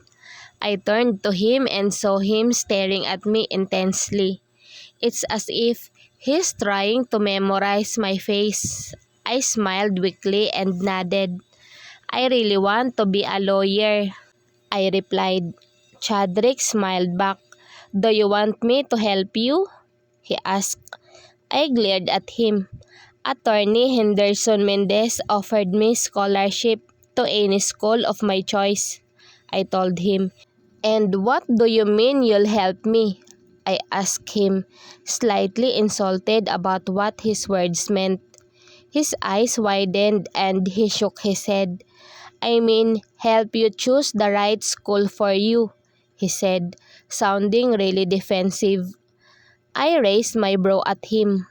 "How could you even do that?" I asked. "I'm the one who decides if it's the right school for me or not." He made a face and I couldn't help but smirk. I've always known an intense Chadrick, so this submissive Chadrick is definitely a surprise. But he's cute. I shrugged and just kept a bigger smile to myself. I guess I can put up to his annoying presence for a while. "Let's eat dinner," Chadrick told me when we got out of University of Chicago. "That's the last school we will visit. I think I will just continue studying here. My units were not credited on other schools and some of them don't have curriculums for working law students. Thankfully, University of Chicago has one. And the best thing is, my previous units are credited so I don't have to repeat taking the same subjects once again." I looked at Chadrick, who followed me the whole day. He didn't meddle with my business, but he sure stuck beside me the whole time. There were times that he sees someone he knows, but he'll just greet quickly and run back to me. I sighed and nodded. "Okay, my treat," I told him in agreement. He stared at me with an amused expression. He bit his lip and smiled. "Really?" he asked, sounding so excited. "Let's eat at a cheaper restaurant," I disclaimed. He chuckled and nodded. "I'll eat rocks with you, baby. Don't worry." He smiled and wrapped his arm around my shoulders. "Let's go," he beamed as we walked to find a good restaurant. We stopped by a Mexican snack bar not so far from the university. I doubt if Chadrick's been in places like this to eat. I know that he only eats in high-end restaurants that serve great but expensive foods. But when we got inside, he doesn't seem to look out of place. As a matter of fact, he looks so casual that I could definitely mistake him as someone who frequents small restaurants like this. The place was quite crowded, so we had no choice but to sit on a table with high chairs in the center. Chadrick pulled a chair and assisted me to sit. He climbed on his seat right after me. "Is this your first time in this kind of restaurant?" I asked him as he was busy looking at the menu paste on the table. He glanced at me and shook his head. "Nope," he replied. "I usually eat in fast food restaurants." I blinked. "Oh, I didn't know that," he chuckled. "You probably don't know that," he told me like he's read what I was thinking. "Don't worry, baby. I'll make sure you know the real me this time." He winked at me and I frowned at him. He laughed and shook his head as he resumed looking at the menu. I did too and chose their taco with burritos meal. Chadrick went for their quesadillas, burrito rice, and taco combo meal. I ordered for the both of us because I promised to treat him. While I was waiting in line, I glanced to where he is and saw him talking to someone on the phone. His eyes are so serious, so I think he's speaking with his secretary, which makes me wonder if he still has Michael as his executive assistant. It's been 3 years. We probably don't know much about each other anymore because of the changes that happened through the years. I laugh weakly. Do I even know something about him? We had a past, but I never bothered asking him about his life. I knew that he is the owner of one of the largest hotel and resorts chains in the whole state of Illinois, probably around the whole country too. He's well known and well connected. I've seen that during the gala we attended where I met his friends from California. He knew about my struggles with mom and probably some of my issues with dad. He knew about me being an undergraduate of law. He knew about my aunt. I sighed and shook my head. What's the point of thinking about the past anyway? It's not like the past matters. And in our case, even the present doesn't matter. I meant it when I said that we were over 3 years ago. Stupid blight. If you meant it, then why is he here with you now? I shut my eyes and scolded my conscience. I shouldn't think about it now. I'm already next in line. The cashier smiled widely at me while I gave her our orders. She swiftly prepared the orders in a tray before smiling at me again. "Here's your order, ma'am," she beamed. I smiled back and thanked her before going back to our table. Chadrick helped me with the tray and assisted me up on the high chair. "Let's eat," I told him, and I started digging in. He did too, and I watched him munch down the whole taco in 3 bites. "Are you that hungry?" I asked him. He chuckled. "I'm really craving for this." He spoke with his mouth full. I gave him a look before shaking my head. I just focused on my food so we could finally go separate ways. As expected, he finished his food in less than 10 minutes. I don't know how he did it, but he looked really hungry. After finishing everything on his plate, he was eyeing something on the menu again. "Are you still hungry?" I asked him. He looked at me and nodded. "I love Mexican food," he replied and then smiled. "There, I already gave you a clue if you ever find it difficult to treat me out on our dates in the future." I leaned back, literally taken aback at the sudden escalation of our topic. Did he just say our dates in the future? I glared at him and rolled my eyes. "I don't really know who your supplier for your overconfidence is." I shook my head and faced my food. He chuckled weakly. "You think I'm overconfident?" he asked in a soft voice. I paused for a moment and lifted my head to face him. He's smiling at me, but his smile doesn't reach his eyes. Suddenly, there's a swelling feeling in my chest, making my breathing hitch for a moment. He sighed and shook his head. "I may be extremely confident on business and stocks." He paused and laid his soulful gray eyes on mine. "But I lose them all when it comes to you, Blight." His voice is so soft and weak, contrary to the usual arrogant one. "When it comes to you, I feel so afraid that I might do something wrong and make you go away again." I stared at him, trying to read if it's sorrow and melancholy I'm seeing on his face. He smiled weakly and looked down. "I've never seen my parents again after you left," he said. My lips parted in surprise. He shook his head. "Whenever I see them, I remember all the things they told you that made you leave me," he continued.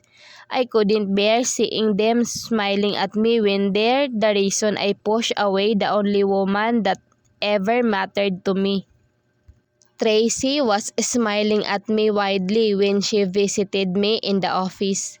She knows that tonight will be my first class in the year, and she said she wanted to make sure I am well prepared for it. She gave me a cute pink box wrapped in a gold ribbon. "Open it," she encouraged me. She sounded more excited than I am as I opened her gift. My eyes narrowed when I saw a pink notebook with a pink feathery pen. I looked at her in disbelief. Did she think I was into these kinds of stuff? She smiled and nodded. "Don't worry.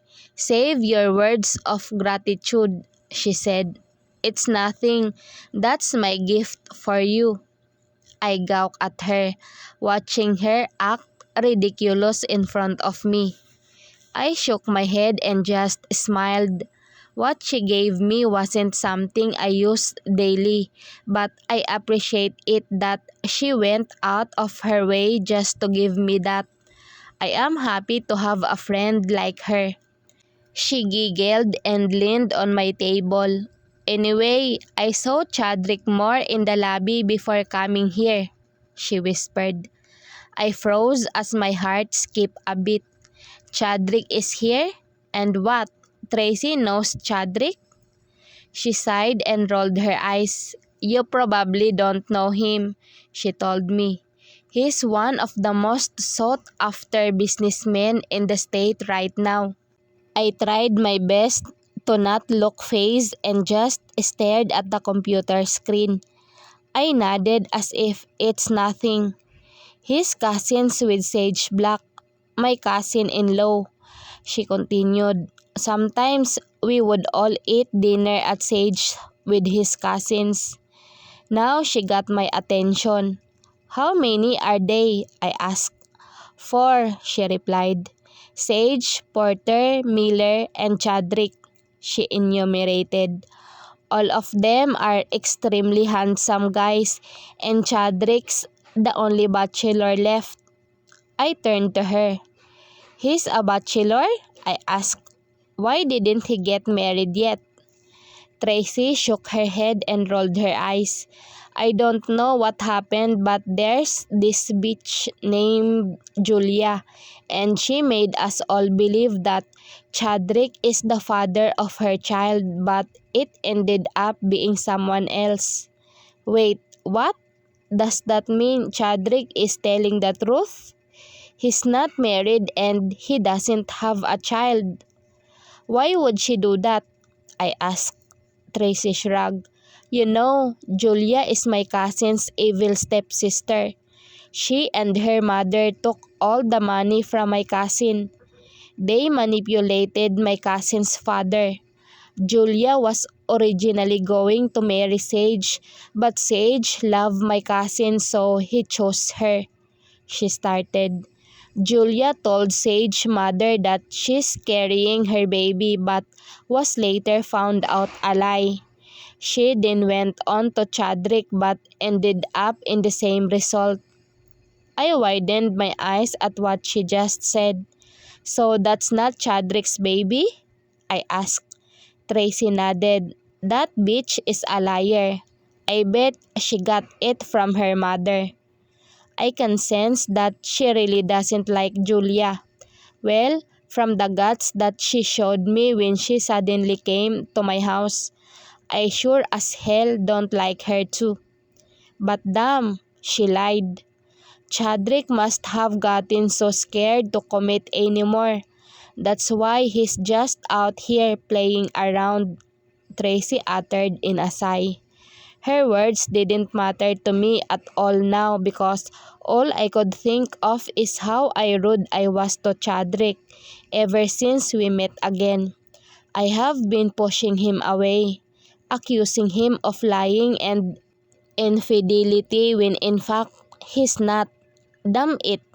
Hey, are you okay? Tracy asked me when she noticed that I am staring intently on the screen without doing anything. I blinked once and turned to her. Huh? Yes, I'm fine, I replied in a fake smile. She narrowed her eyes at me. She looked more of accusing than confused. She raised her brow and tilted her head to one side. Maybe you can meet Chadrick, she suggested. I looked at her in surprise. What? She shrugged and leaned on the backrest of the chair. You know, I believe that Chadrick only hasn't found the right woman for him, that's why he's like that. But when he meets you, she trailed and looked at me with a mischievous smirk. I'm sure he's going to meet a woman of substance. I gawked at her for a moment before laughing out loud.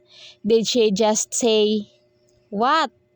A woman of substance? I blurted before laughing out loud. She rolled her eyes at me and sighed. You know, I'm trying to set you up with a capable man. Chadrick's the owner of a hotel and resort chain. I smirked at her. So? She flashed me an annoyed look before slamming her palm lightly on my desk. So? You're not getting younger. You should look for a man to marry. I blinked at her. What about you? I asked. Why would you like to set me up with him? You can set yourself up to him. She glared at me. Does it look like I'm smitten by him? I don't like men his type. I arched my brows and smiled meaningfully. So, who's your type? I asked, happy that I have finally turned the topic back to her. She frowned and looked away. I chuckled and shook my head. It's okay, I told her. You can tell me when you're ready. She then turned to me with a defeated expression. I remember the man from the club who told me he's her boyfriend. What could have happened between them? She sighed heavily. I can't even talk about it anymore, she said in a sad voice. She shook her head, but that looked like she's telling herself to not think about that man again. He's got a family. I narrowed my eyes at her. What? She pursed her lips in a thin line before shrugging. Well, it happened like that. I know that she wanted to sound like she doesn't care, but I can see right through her. She's not okay. I sighed and gave her an assuring smile. You have to look for someone else now, then, I told her before turning my smile into a meaningful smirk. She smirked back. I'll do that tonight, she said while winking, and I just laughed. I saw Chadrick on the waiting lounge when I finished work. Apparently, Attorney Growell told me to go home early today because she wants me to prepare for my first day back to school. He's got his headphones on and his head is leaning on the headrest of the couch with his eyes closed. He's wearing a casual clothes, but he definitely looks superior compared to any man inside the building. His belt also makes him impossible to not notice. I sighed and tightened my grip on my bag before walking towards him. If this happened days before, I would gladly take this opportunity to escape from him. But after knowing that everything I assumed is wrong, I believe he deserves an apology from me. I stared at his peaceful sleeping face and I couldn't help but smile. I can remember everything we've been through. I can remember the nights we shared and the mornings we spent together. I remember our trip to Miami. Something about reminiscing made my chest swell, a passing pain. I bit my lip and sighed before tapping his lightly. His eyes flung open and I smiled at his surprised look. He immediately removed his headphones and stood up. He glanced at his watch and narrowed his eyes at me. You finish early, he told me. I nodded. Attorney Growell wanted me to prepare for class, so she told me I could leave early. Chadrick nodded. Are you going home then? He asked. I nodded. He rubbed the back of his head and bit his lip. He looked like he wants to say something but is contemplating. What? I asked him. He raised his gaze and met mine. He smiled uncomfortably. I have my car. I'll drive you home, he told me. I blinked at him before nodding. Okay, there's no point turning him down now because he knows where I live and he could easily just follow me there. Besides, maybe I could apologize to him inside his car. He looked at me in surprise. He looked like I just did something he didn't expect. I smirked. Why? Are you surprised that I didn't retaliate this time? I asked him directly. He gulped before chuckling. I don't know what you're talking about, Blight, he said as he took my hand and led me towards his car. He's smiling widely, feeling victorious as we walk hand in hand towards his car. My eyes widened when we stopped in front of a familiar Jaguar. I looked at him, questioning, but I saw him smirking at me. He leaned closer to my ear. I'm sure it misses you too, he whispered before walking me to the passenger side and opening the door for me. I settled on the shotgun while he ran towards the driver's seat. The smell of his car is still the same. How could I even forget it? Chadrick buckled my seatbelt and I almost froze on my seat as I see his smirking face just inches from mine. His gray eyes landed on mine and suddenly, my whole mind went black. It took him a few moments before he pulled away and settled on his seat. I was unmoving on my seat, blinking at the dashboard in front of me while my heart is beating so loud and fast. I swallowed hard and tried my best to slow it down but it doesn't. I shut my eyes tightly while clenching my fist as I hung onto the seatbelt. Chadrick started driving, but I'm still stoned on my seat for that fucking simple gesture from him. Am I even real? I sighed hard and looked out the window, willing myself to calm down. It's a good thing Chadrick didn't take that as an opportunity to piss me off. The car was quiet until he stopped on the red light. He cleared his throat. "Do you want me to drive you to school?" he asked me. I turned to him and saw him looking at me with hopeful eyes. I bit my lower lip and looked down. I have to avoid his eyes. His gray eyes have always been my weakness. I know I just couldn't say no if he looks at me like that. "Don't you have meetings?" I asked in a small voice. "I'm on an indefinite leave," he replied. I immediately looked at him and saw him smiling at me. "Why?" I asked. He shrugged.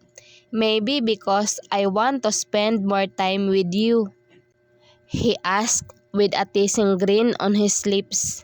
"Is that why you're in the office the whole day?" I asked. His eyes widened for a moment. "My friend Tracy said she knows you and she saw you there," I told him. His lips parted in enlightenment. "Ah," he nodded. "Heaven's cousin." I narrowed my eyes at him but then realized that maybe Heaven is the name of Tracy's cousin, who's the wife of Sage. I sighed. "She also told me about Julia," I said. I could see him freezing for a moment but then horns were blown, signaling that we're causing traffic as the light has already turned green. Good thing Chadrick was fast enough to step on the gas. I took a deep breath to gather all the courage I have in me. Am I really talking to him about this while he's driving? But then, if he's not driving, if all of his attention is on me while I talk about this, I might not be able to do it successfully.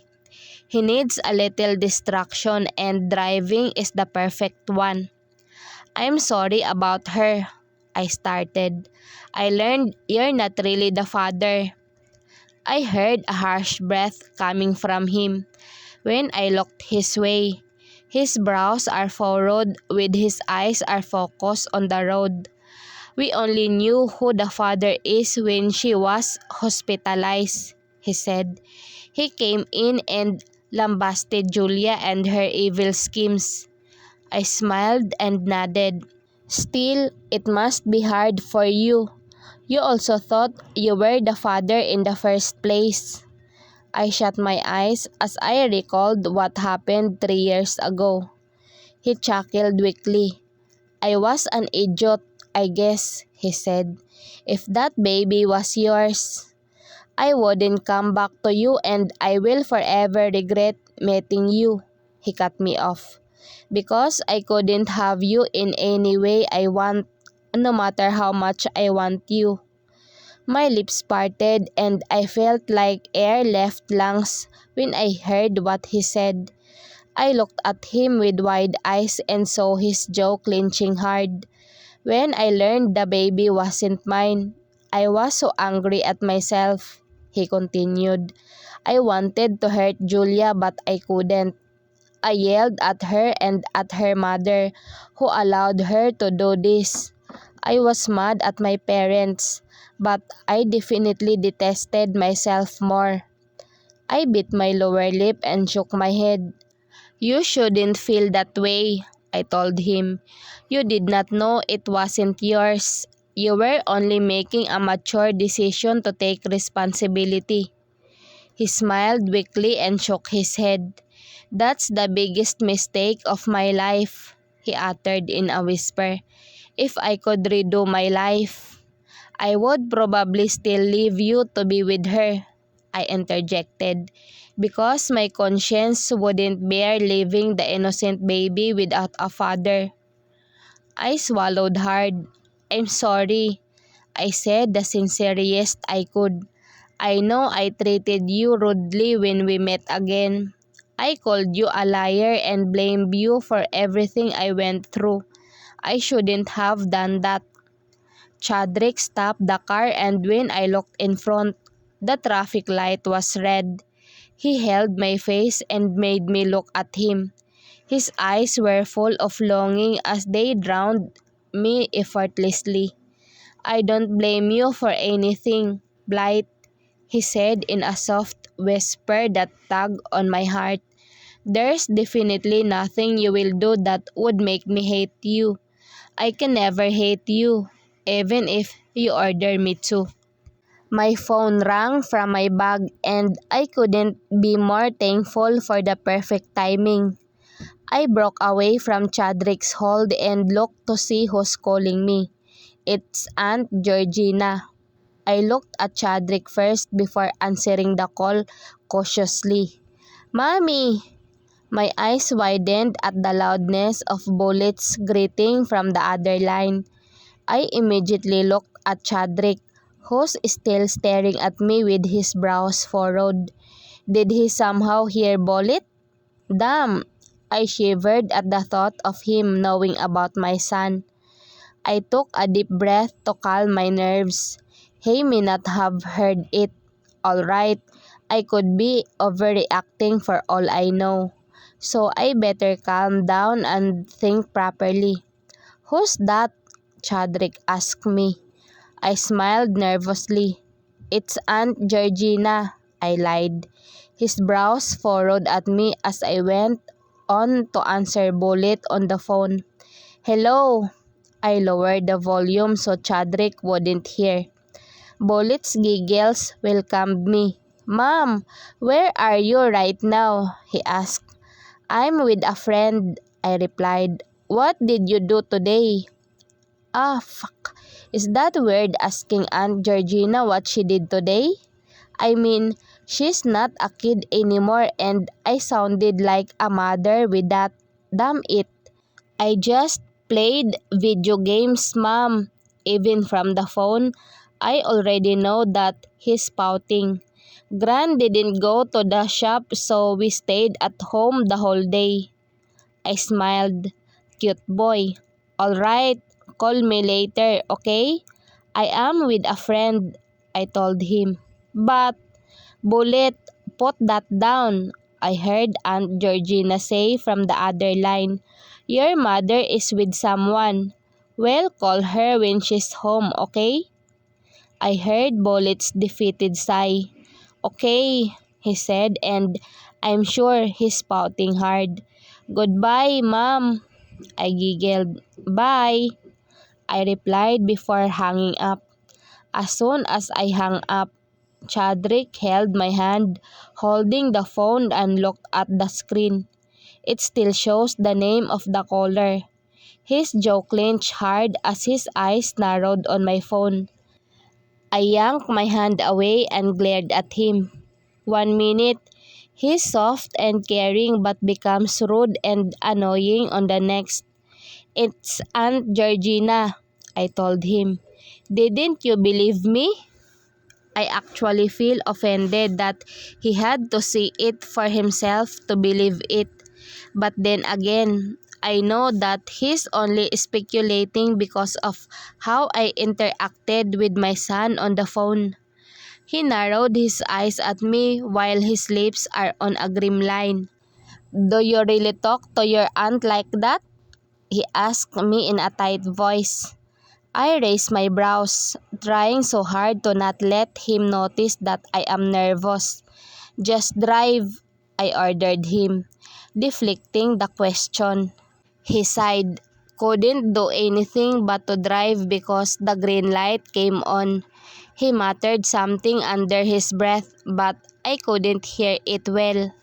I just shook my head and looked out the window. I heard him letting out a heavy sigh. "What time will your class end?" he asked me. I sighed in relief inside my head. Thank goodness, he decided to change the topic. I turned to him and smiled. 10:30, I replied. Finally, I could breathe. His eyes are still narrowed on the road, while his biceps flex with every movement of the steering wheel. His jaw is tightly clenched. He's angry, all right, but why is he still so handsome? Does anger make a man more handsome? Because this face of Chadrick is definitely my style. He looks like a model of a magazine. I'll wait for you, he uttered under his breath. Annoyance and irritation can be clearly heard from his voice. I nodded. Okay, I replied. He furrowed his brows before giving me a quick glance. Let's eat dinner before you eat dinner in my place. I cut him off. I'll cook. He swallowed hard and nodded. I could see his grip on the steering wheel getting tighter. Why does he look like he hates the idea of coming to my place? I sighed. It's okay if you don't want to go. I want to go, he told me. I badly want to go. I smiled and nodded. Okay, then you'll go. Chadrick's eyes scanned my whole place when he got inside. It's a simple apartment with one bedroom. I'm sure the whole unit is smaller than his bedroom, knowing how rich he is. You can sit here first, I told him, motioning to the couch in the living room. He looked at me and then nodded reluctantly. I watched him sit slowly on my couch before walking towards the kitchen.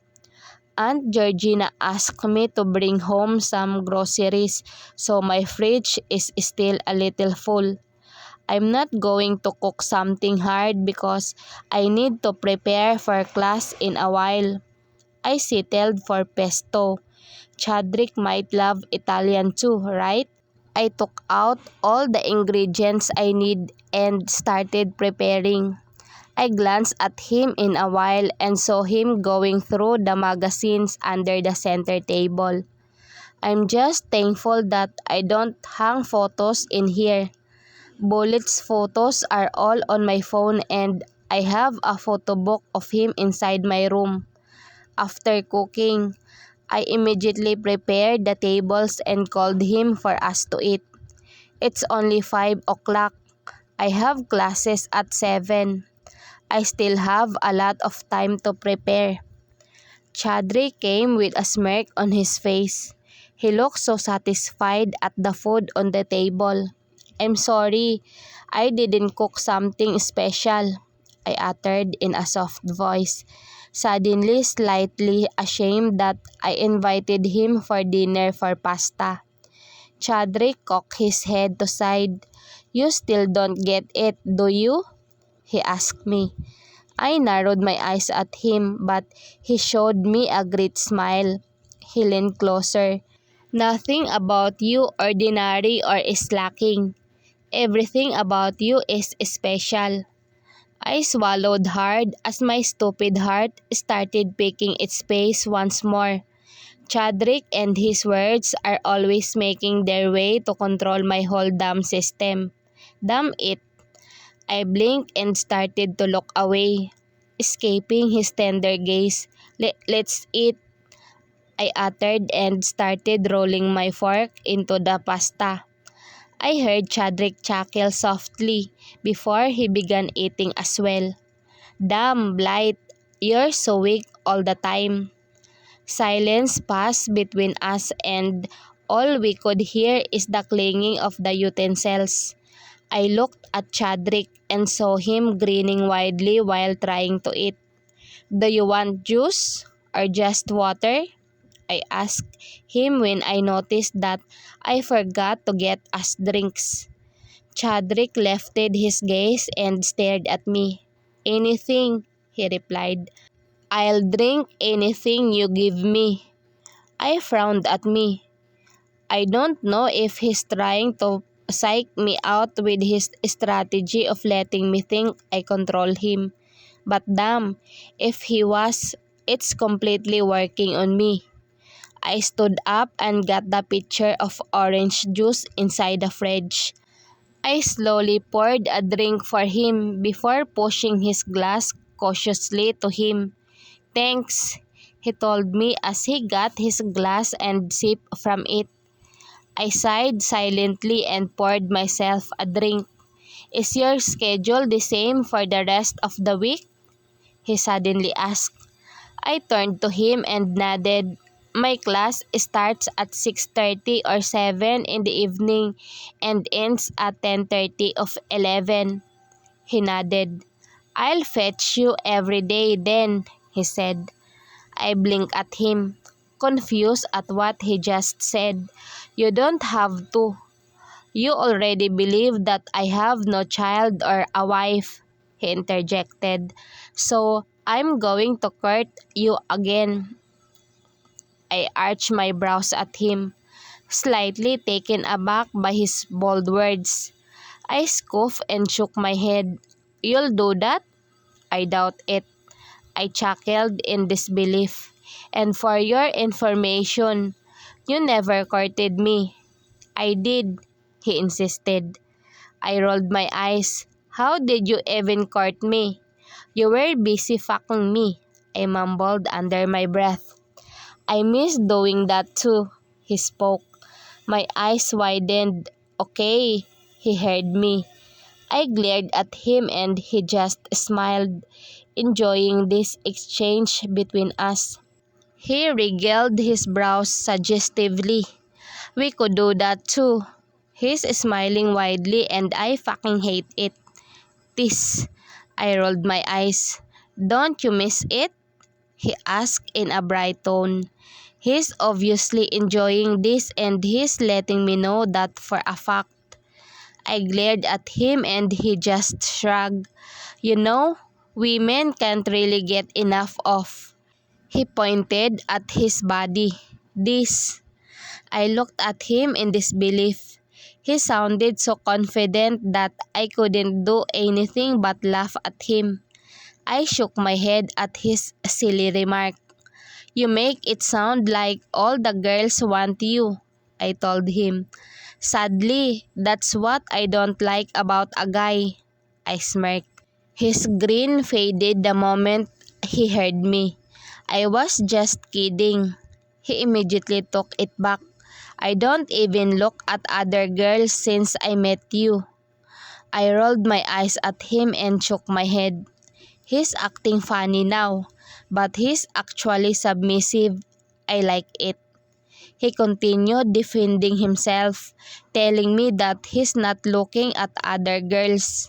I tried dismissing the topic, but he didn't stop talking about it. In the end, I left him in the living room, still explaining his side while I prepared to go to school. Fortunately for me, I couldn't hear him from my bedroom. I could only shake my head. He sounded really defensive. I wore a simple orange sweater and a pair of black leather pants, finishing it with a pair of black boots. I let my hair down and applied light makeup just to not look pale.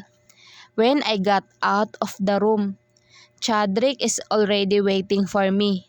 Thankfully, he's not talkative anymore, but I can see the change in his expression when he saw what I am wearing. I raised my brow. "Is there something wrong?" I asked him. He pursed his lips in a thin line before letting out a heavy breath. "Nothing," he replied, shaking his head. "Let's go?" I nodded and followed him. I locked my door and we both walked to his car. "Where are you going to wait for me?" I asked him while I was fastening my seatbelt. He glanced at me. "There's a cafe near the school," he replied. "I'll be waiting there." I nodded. "Okay, but then you'll have to wait for less than 4 hours." "Baby, I've waited for years for you. 4 hours is a piece of cake." he replied in a serious tone before focusing his eyes on the road. Hello, a man is smiling down at me when I was sitting on an almost empty room, waiting for the professor. I smiled curtly. Hi, I greeted back. He flashed his dimple and pulled a chair beside me. I didn't see you around here last semester, he said. He sounded so comfortable talking to me. I'm new here, obviously, I told him. His lips parted, probably not expecting my tone. Ah, he chuckled awkwardly and rubbed the back of his head. I'm Warren, he suddenly introduced himself. Okay, I replied and looked at the front. My introvert self is surfacing. I don't really like talking to strangers, especially those who think they're cool. This Warren definitely is someone who thinks he himself is cool on his own league. I bet not. I heard him chuckling weakly. The prof might not come today since it's the first day of class. Usually, they come on the second week when the late enrollment ends, he started. That's also the reason why most of our classmates are absent. I turned to him, giving him a side eye. Okay, thanks for the advice. I sighed and brought out my book. Even though he told me that the professor might not come to class, I couldn't just leave. I need to wait for at least 1/3 of the whole duration of the period to pass before I could leave officially.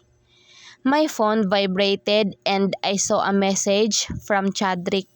Chadrick, there might be no proofs for the first week. I raised my brow.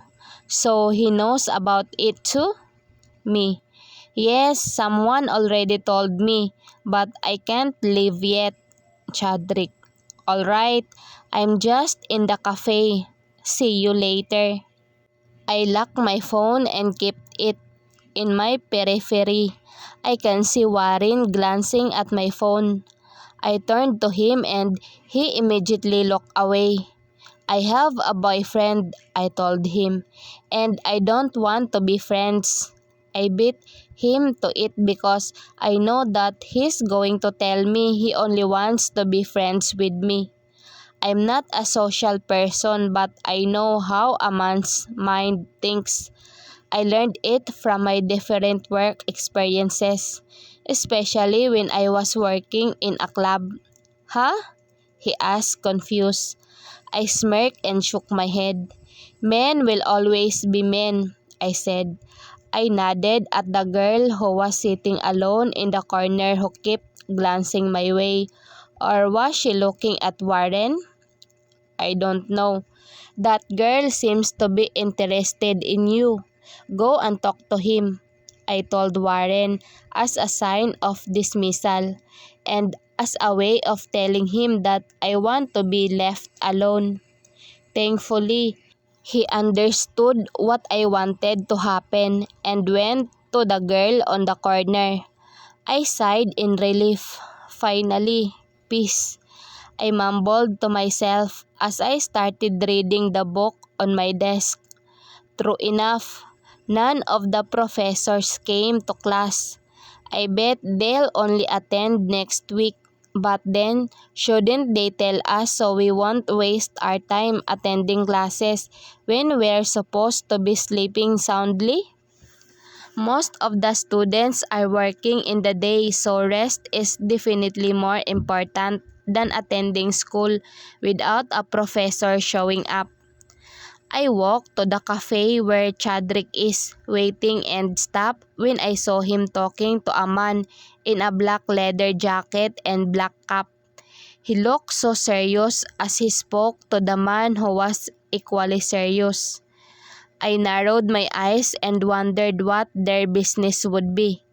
Chadrick told me he's on an indefinite leave. So who is this other guy? I couldn't see his face clearly because of his cap. Chadrick clenched his fist on top of the table as the man smirked and walked away. He's glaring at the back of the man before washing his hands on his face. I narrowed my eyes in confusion before walking towards Chadrick, who looked a bit surprised to see me. "Who was that?" I asked him as I placed my bag on the table. He looked at me with worried eyes before shaking his head. "Nothing, just an agent," he replied before taking a deep breath. "How was class?" he asked. I shrugged. "No proof came, so it's boring," I replied, but I am still bothered as to who the guy was. Chadrick was obviously pissed off, so I don't buy his stupid answer. He smiled. "That's okay," he started. "That's how first day works." "Did you meet some friends?" he asked. I looked at him in disbelief. "I feel like I am being interrogated by my mother." "I'm not a kid. I don't need friends," I replied. He raised his brow before nodding. "Okay, that's good. You don't need anyone. You only need me," he said as he looked at the menu. "Let's order some drinks before I drive you home," he offered. I nodded, and that's what we did. We went to his car park not far from the cafe. He drove me back to my apartment and even walked me towards my door. "Lock your doors at all times," he told me. Then he looked at the lock of my door. "Let's change your locks tomorrow." I narrowed my eyes at him.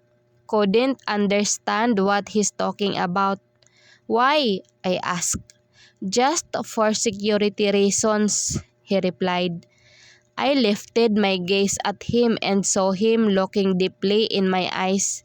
He reached for the loose strands of my hair on my face and tucked it behind my ear. He gazed at me tenderly before licking his lower lip. "Don't open your door without checking who's out there, okay?" I looked at him in confusion. "Why are you so strict all of a sudden?" I asked him. He sighed and shook his head. "I just want you to be safe," he replied as he caressed my cheek with the back of his hand. "I am safe here," I told him. He let out another breath. "I just want to make sure." I frowned at him and he just smiled weakly. "I'll see you tomorrow." He caressed my face one last time before motioning me to get inside. I sighed and frowned at him. "Are you hiding something from me?" I asked. He swallowed hard, frozen for a moment, before shaking his head. "I'm not, baby. Now go inside before I change my mind on letting you sleep alone in your bed tonight." My eyes widened and glared at him. "No sleepovers." He chuckled and nodded. "Fine, no sleepovers," he said before pulling me closer to him. He wrapped his arm around my waist. He smirked as he looked at me. "But I, at least, am allowed to do this," he whispered before taking me into his arms, wrapping me in a warm embrace that made my heart race in an instant. "Good night, Blight," he told me before kissing my forehead. "How was your school?" Attorney Growell asked me. I'm arranging all her cases and sorting out their types before I file them to the circuit court. I looked at her and smiled. "It's been a week since school started." I smiled at her. "It's okay, attorney," I replied. "We have yet to meet the professors in person." She nodded. "I see. Those professors don't really appear on the first week." "No." I chuckled and nodded. "I have yet to experience the real law school," I told her.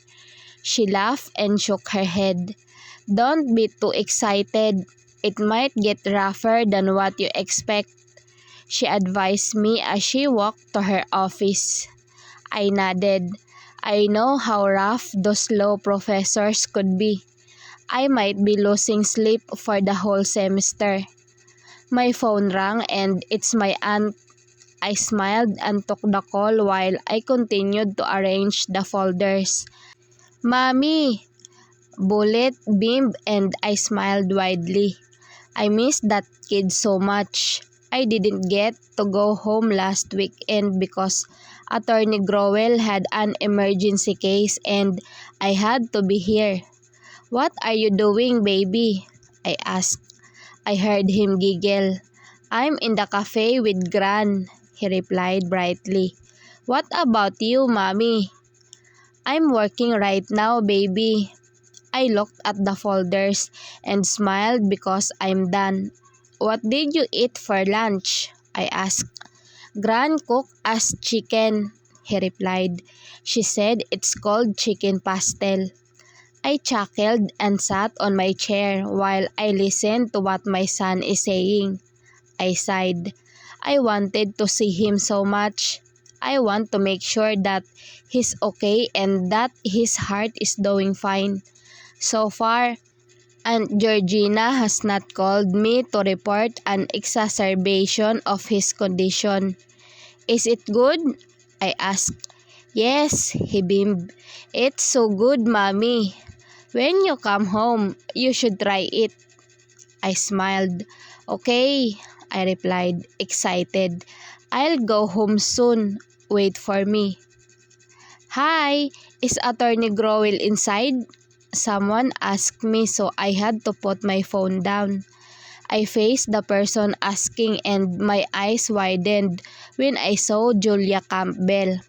I can't be wrong. This is the face of the bitch who trespassed my house 3 years ago. Ha! How could I forget the face of the woman I detested? She narrowed her eyes at me before smirking. She must have recognized me. Wow, she uttered in a sarcastic way. I can't believe I'll see you here in Chicago. I clenched my fist under the table. I smirked and stood up. I recalled what Tracy had told me. This girl is probably devastated because she lost everything. I should be kinder, at least. Attorney Growell is inside her office, ma'am. Julia raised her brows and stared at me in a rude way. Are you here because of Chadrick? She asked me. I smiled at her sweetly. I bet this would piss her off even more. I don't answer personal questions, ma'am. Please proceed to Attorney Growell's office right away, I replied. She scoffed and glared at me before walking towards the office of Attorney Growell. I watched her as she got inside and only took my seat when she already locked the door. I sighed and shook my head as I looked at my phone. The call is still on. Bullet, I said as I got back on the phone. He's already playing with some stuff in the cafe, Aunt Georgina told me. Who was that girl? Why was she talking about Chadrick? I pursed my lips in a thin line. Why would she have to hear it? That's... I couldn't find an excuse. Fuck. Is that the girl who went to our house 3 years ago? She asked. I sighed at her instinct. Why does she always get things right even without me saying anything? Yes, I replied, defeated. She was silent for a while. Did you meet Chadrick again? She asked in a serious tone. She hasn't spoken anything about Chadrick after what happened to us 3 years ago. I know that she has an idea on what's happening, but she's not saying anything. I shut my eyes and sighed hard. Yes, I replied. We already met. There was silence once more. If she knew that Chadrick has finally decided to court me again, She's lost her mind. Did you already tell him about your child? Her voice was serious but I can hear concern. Suddenly, my heart stopped. My child. It's been years, Blight. Maybe you should tell him about him. I pursed my lips and sighed. Maybe, but I think I need more time. She sighed. I just want you to move on, Blight. Harboring ill feelings in you is not good for you. I smiled and nodded. I know, Aunt Georgina. I'll think about it. Good. Where do you live? Warren asked me after classes. It's been 3 weeks since school started and every single day, Warren always asked me where I live, if he could drive me home. I have always rejected him and insisted I have a boyfriend. He's known that since day one and he still continues to flirt with me.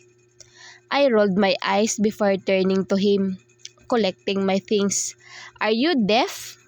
I've always told you I have a boyfriend and he's waiting for me. He swallowed hard and his eyes widened a bit, like he didn't expect my fangs to come out right now. I sighed and shook my head. Look, I started. I don't know what you're trying to do, but I really have a boyfriend and he's waiting for me right now. I got my phone out, went to my message thread with Chadrick. He had a message asking me if our classes are over and he's waiting for me in the cafe. Warren's lips parted. Convinced? I asked before keeping my phone inside my pocket. Drive safe, I told him before leaving him in the room. Of all the people I hate, it's the ones that still pester me even when I already told them that I am not buying their shit that I hate the most. I hate that I have to repeat myself over and over again and become ruder after every single repetition. But then I was shocked. I heard Warren calling for me while I was walking to the gates of the school. I stopped on my tracks, turned to him and saw him running towards me. He panted when he reached the spot I was standing on. I narrowed my eyes at him, already annoyed at his perseverance. What do you want, Warren? I didn't even care if that sounded rude. I just want this to be over with. He looked at me and smirked. I don't think you have a boyfriend, he told me with a wide smile. I gave him a baffled look. What? He sighed and smiled wider. I've never really seen your boyfriend. I'm going to be lawyer, so I don't just believe something without evidence. My jaw dropped at his words. Are you serious? He nodded. He licked his lower lip before taking my books from me. I'll drive you home, he told me. I scoffed at him before bursting into a loud laughter. He stared at me like I was ridiculous. I shook my head and grabbed my books back. Drive safely, I told him before turning my back from him. I heard him let out a heavy sigh before noticing that he's walking beside me. Are you usually hard to get? He asked me bluntly that I want to punch him on the face right in this instant.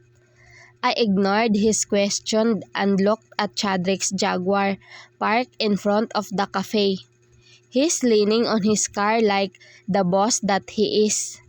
I smirked and looked at Warren beside me. He smiled. That's my boyfriend, I told him, pointing at Chadrick. Warren looked at Chadrick's way before looking back at me. He smirked. Are you trying to trick me? He uttered, sounding really accusing. I rolled my eyes and sighed. I looked at Chadrick and saw him staring at Warren and with narrowed eyes and furrowed brows. Chadrick stood up straight before walking towards me. He raised his brow at Warren. "Who are you?" he asked him in a low, intimidating tone. Warren's eyes widened before he smiled awkwardly. "I was just going to drive Blythe home," he answered. He sounded nervous, but I am amazed that he was able to respond to Chadrick's intimidating aura. "Not bad for a lawyer, I guess." Chadrick raised his brow at Warren. "And why is that?" he asked before turning to me. "Did something happen?" His voice became softer. I shook my head. Chadrick smirked before turning back to Warren. "I'll drive my girlfriend home," he told Warren. "You can go home now." Warren pursed his lips in a thin line.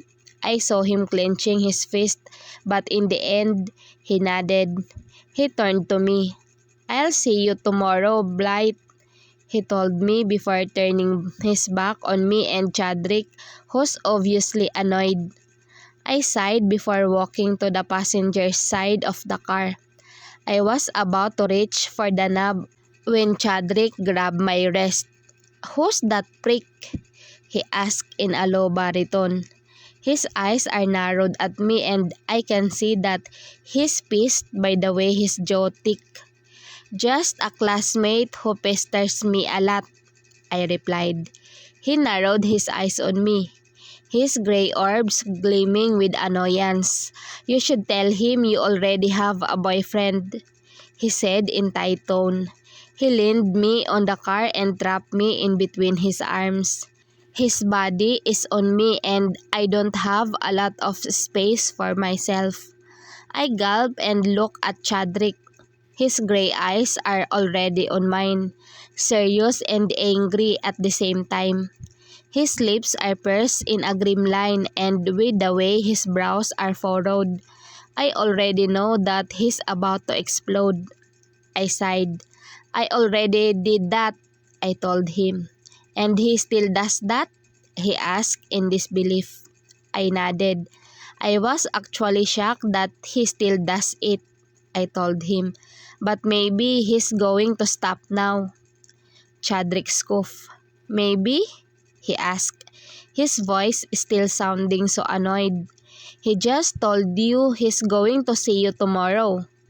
"Because we attend the same classes," I replied. "Come on, Chadrick.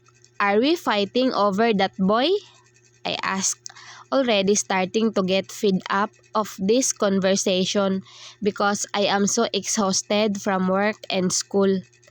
Chadrick shut his eyes before leaning his face closer to mine. My eyes widened as his lips are only centimeters from mine.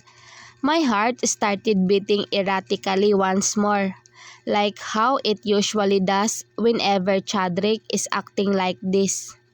He leaned even closer, making our noses touch. His eyes are locked on mine before they travel down my lips. "Can I?" It baffled me that he had to ask permission. But even when I didn't supply a reply, he dipped down and claimed my lips with his. His lips were soft and his kiss was quick. I opened my eyes and saw his tender gaze at me. His lips are parted as he stared at me like I'm the only thing he could see. He licked his lower lip before claiming my lips once more. His kisses now are passionate and deep. His tongue swiped my lower lip as he made his way inside my mouth. My hands gripped on either side of his waist, fisting on his Lacoste shirt as he pushed his body on me. My heart is beating so loudly, with every movement of his mouth, with every flick of his tongue. My mind is filled with so many memories of us, ones that I have forced myself to forget but can never bring myself to. And I might not have admitted it before, but I can never find another man who I'm willing to give my whole being to. It's only Chadrick. It's a sad truth, but it is my reality. Chadrick held my face and caressed it softly before biting my lower lip. He broke away from me and my eyes were drowned in his dizzying stare. "I miss you," he whispered against my lips. I couldn't speak. My heart feels like it's about to jump out of my chest. I am still feasting on his shirt while I could barely feel my knees. His kisses suck out all the energy I have in me. His thumb carries my lower lip. "Fucking dreaming of kissing these lips for so long," he said in a whisper while his eyes went to my lips. I blinked several times before swallowing hard.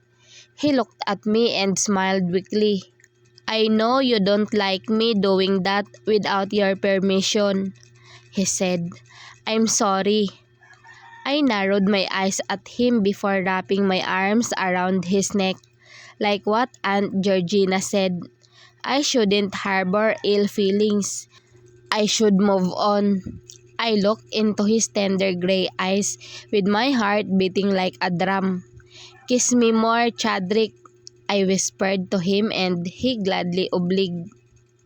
I heard Chadrick lock the door while his lips are kissing me senseless. He pushed me against the cold wall as his hand started to roam around my body. My arms are wrapped around his neck as I reciprocate the intense movement of his lips against mine. His tongue swiped my lower lip, making me gasp against his mouth. His tongue swiftly entered my mouth and owned it like his own. I pulled his face closer to me. Damn, I must have missed him a lot because I wanted him to put his body on me the closest possible. I want to feel his heat, the heat that I have been longing for 3 years ago. "Are you sure you want to do this?"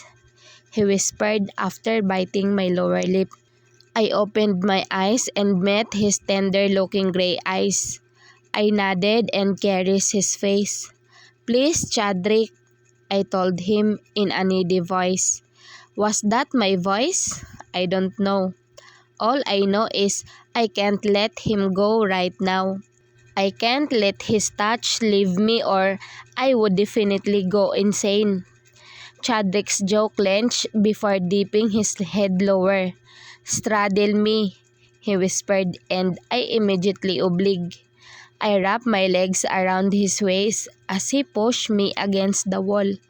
He kissed me harder and hungrier than he's ever done before. I feel his hand roaming inside my shirt, touching my bare stomach. I kissed him harder, couldn't bear all the butterflies flying in my system. He moved his hand up and cupped my breast. He pushed my brassiere down and kneaded my peak, making me moan for his name out loud. "I missed you," he whispered as he started kissing my jaw. I tipped my head to side with my eyes shut, feeling his lips on my skin. How many nights have I been subconsciously dreaming of this? Ever since Chadrick took me, he never returned my whole being back. I've always dreamed of this, even when I hate him. I have been dreaming of it, and that's why I hated myself more. He bit my earlobe. "Don't ever leave me again," he whispered before walking me towards my room. He laid me carefully on my bed and I watched him take off his shirt before hovering on top of me. He kissed me once more. Kisses that sent my whole system in a chaos. Kisses that sent my sanity down the drain. But I didn't care about anything at all. As long his kisses, I was fine. My hands roamed around his naked torso. My palms seemed to be touching fire with every touch of his toned muscle. He started to remove my shirt and my brassiere, leaving me naked under his mercy. He stared at my body with fire flaring from his eyes. He licked his lower lip before dipping down to kiss my neck, sucking my familiar soft spot. My hands went to his head, combing his hair with my fingers as he was busy sending me millions of different sensations with his mouth. His lips went lower and reached the valley of my breast. He licked it before engulfing one nipple into his mouth. He suckled on it so intensely that I could feel his thirst. "Chadrick," I gasped as his hand kneaded my other breast and rolled my nipple between his thumb and index fingers. Shit! I looked at him and saw him sucking on my feeble tip with his eyes closed, looking like he really enjoys it. I gulped hard and pressed his head on me.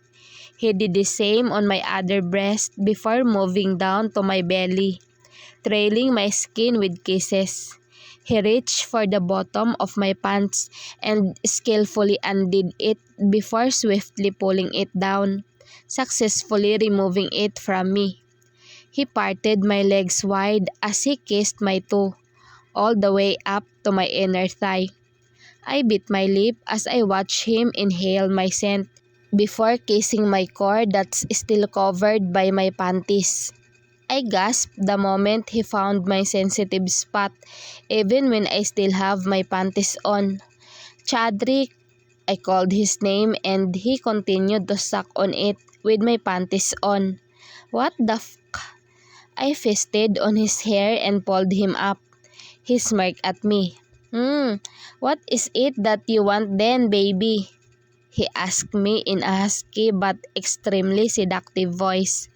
He touched my core with a finger, straight on my clit.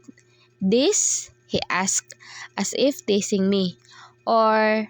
he trailed while he pushed my panties aside and inserted two fingers inside. "This?" he asked. I moaned as I felt his fingers moving inside me. He chuckled against my ear. "I guess I got my answer," he whispered before thrusting his fingers in and out of me slowly. My system was automatically on fire at what he did, and I had to pull his face close to me. I want him to kiss me passionately, and that's what he did. He owned my whole mouth in an instant. He thrusted his tongue inside, tracing the entrance of mouth and then fighting against my tongue for dominance. My hands moved to his toned biceps. I kneaded them, making Chadrick chuckle against my lips. "They're all yours, baby," he told me as I felt the movement of his fingers getting faster. I groaned as I instinctively met his thrust until I could finally feel a familiar building sensation in my gut. "Look at me when you come, baby," he told me softly, and I did. I stared at his eyes and saw burning passion and intense carnal desire. He thrusted harder and faster until I felt my walls contracting and my body convulsing. He smiled at me while he brought his fingers to his lips, licking me and my fucking cum. "Still so sweet," he uttered, making my heart leap a mile. He then went down again, spreading my legs wider than ever before ripping my panties apart. He delved into my throbbing core without further ado. He stunk skillfully and successfully making me lose my sanity once more. He found my clit and sucked it hard. His hands reached for my breast and massaged them while occasionally pinching my nipples. I bit my lip as I shut my eyes hard, with all the familiar sensations dawning in my body again. He continued to flick his tongue against my wetness, sending my whole system in a different intensity of the flames of carnal desire. I could feel my wall contracting again as his tongue flicked faster against my clit. "Oh my God!" I gasped out loud and arched my back as I came on his mouth. Chadrick immediately stood up and pulled his pants down with his boxers, freeing his hard and erected glory. He looked at my whole body before hooking my legs on his arms. He looked into my eyes. "Baby, I can't hold it any longer. I want inside you," he told me as he slowly slid his shaft inside me. I bit my lip as the slight pain I felt as he pushed his length inside me. "Does it hurt?" he asked me softly before planting a soft kiss on my lips. I nodded. It's bearable, I replied. His jaw clenched. I'm sorry. I reached for his face and smiled at him. I miss you, I told him. His eyes suddenly softened as he heard my words. Really? He asked, almost in disbelief. I don't want you telling me that now only because I am inside you. I narrowed my eyes at him and shook my head. I never let anyone touch me in the past 3 years because I couldn't get over you. There's no point lying here. Now that he got me again, I don't think there's no point distancing myself to him. I don't want to fool myself anymore. I want to move on from him, but I won't definitely leave him again. Chadwick's eyes widened before they softened at me. Really? He asked, not in disbelief but more of hope. I nodded and smiled weakly. He leaned down and kissed me deeply but briefly. Move now, Chad, I told him, and he started moving slowly. He leaned down and kissed me. He nipped on my lower lip while he thrusted slowly. I moaned against his lips and he chuckled. Baby, I've been dreaming about this for so long, he whispered, and I smiled. He did just like me. He caressed my face and stared at me with his soulful gray eyes.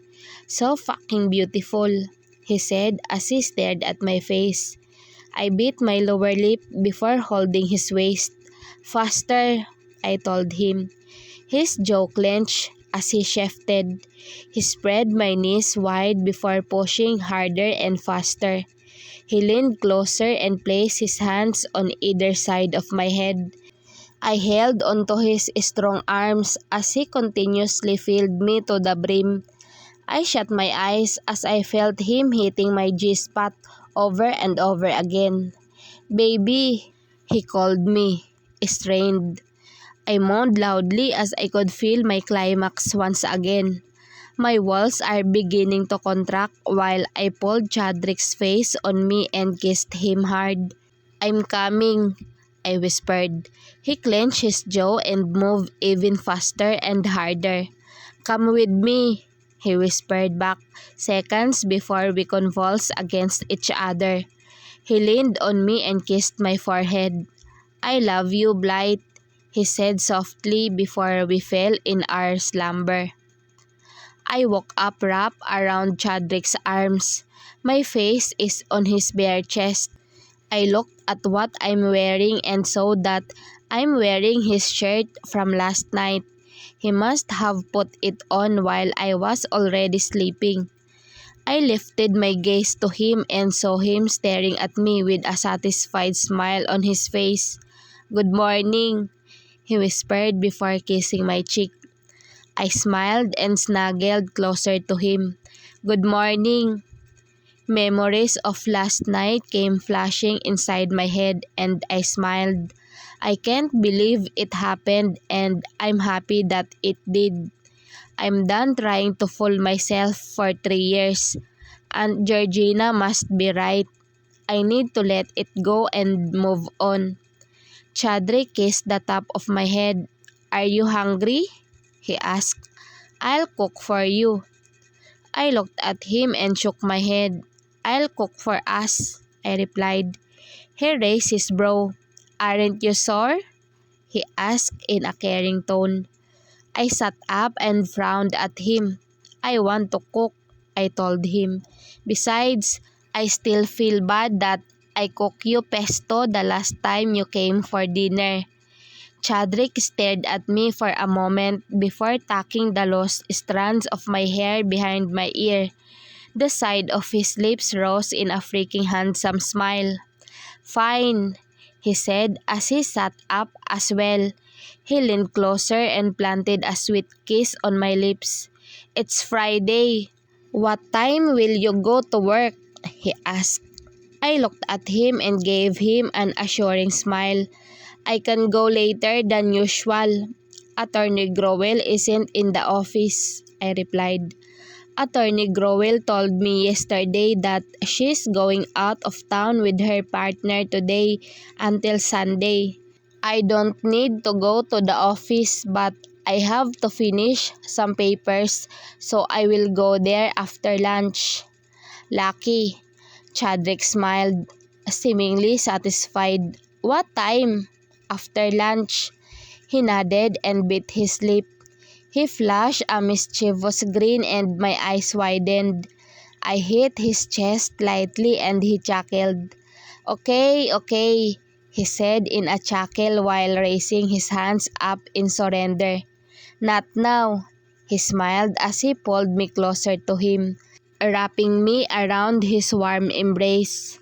I'm still frowning but I can't deny that my heart is fluttering.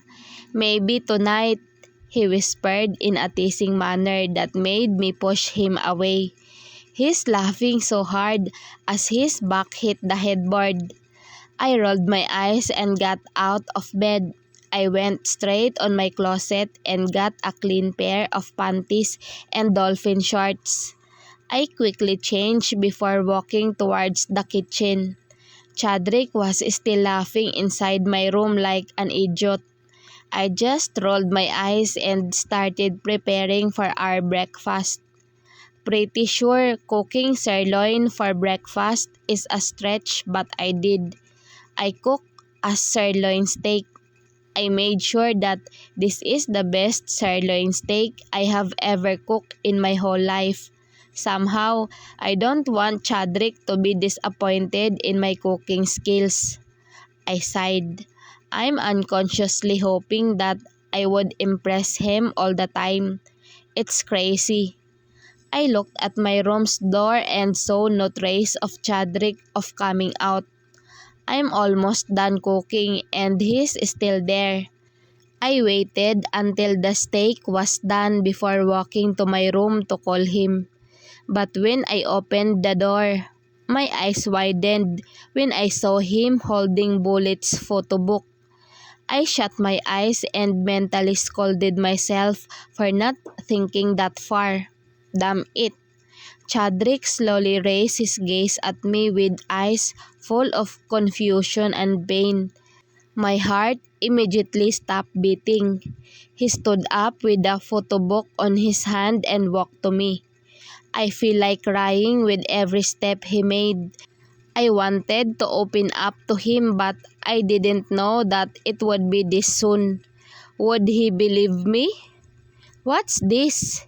He asked in a whisper with his voice cracking. I looked in his eyes and shook my head. Chadrick, it's not what you think. Then what? He yelled at me. His chest is rising up and down, trying to suppress his anger. He handed me the photo book. I looked at where he stopped looking and it was a picture of me and Bullet on his birthday. Is he mine? He asked me. I looked at him and shook my head. No, he's not.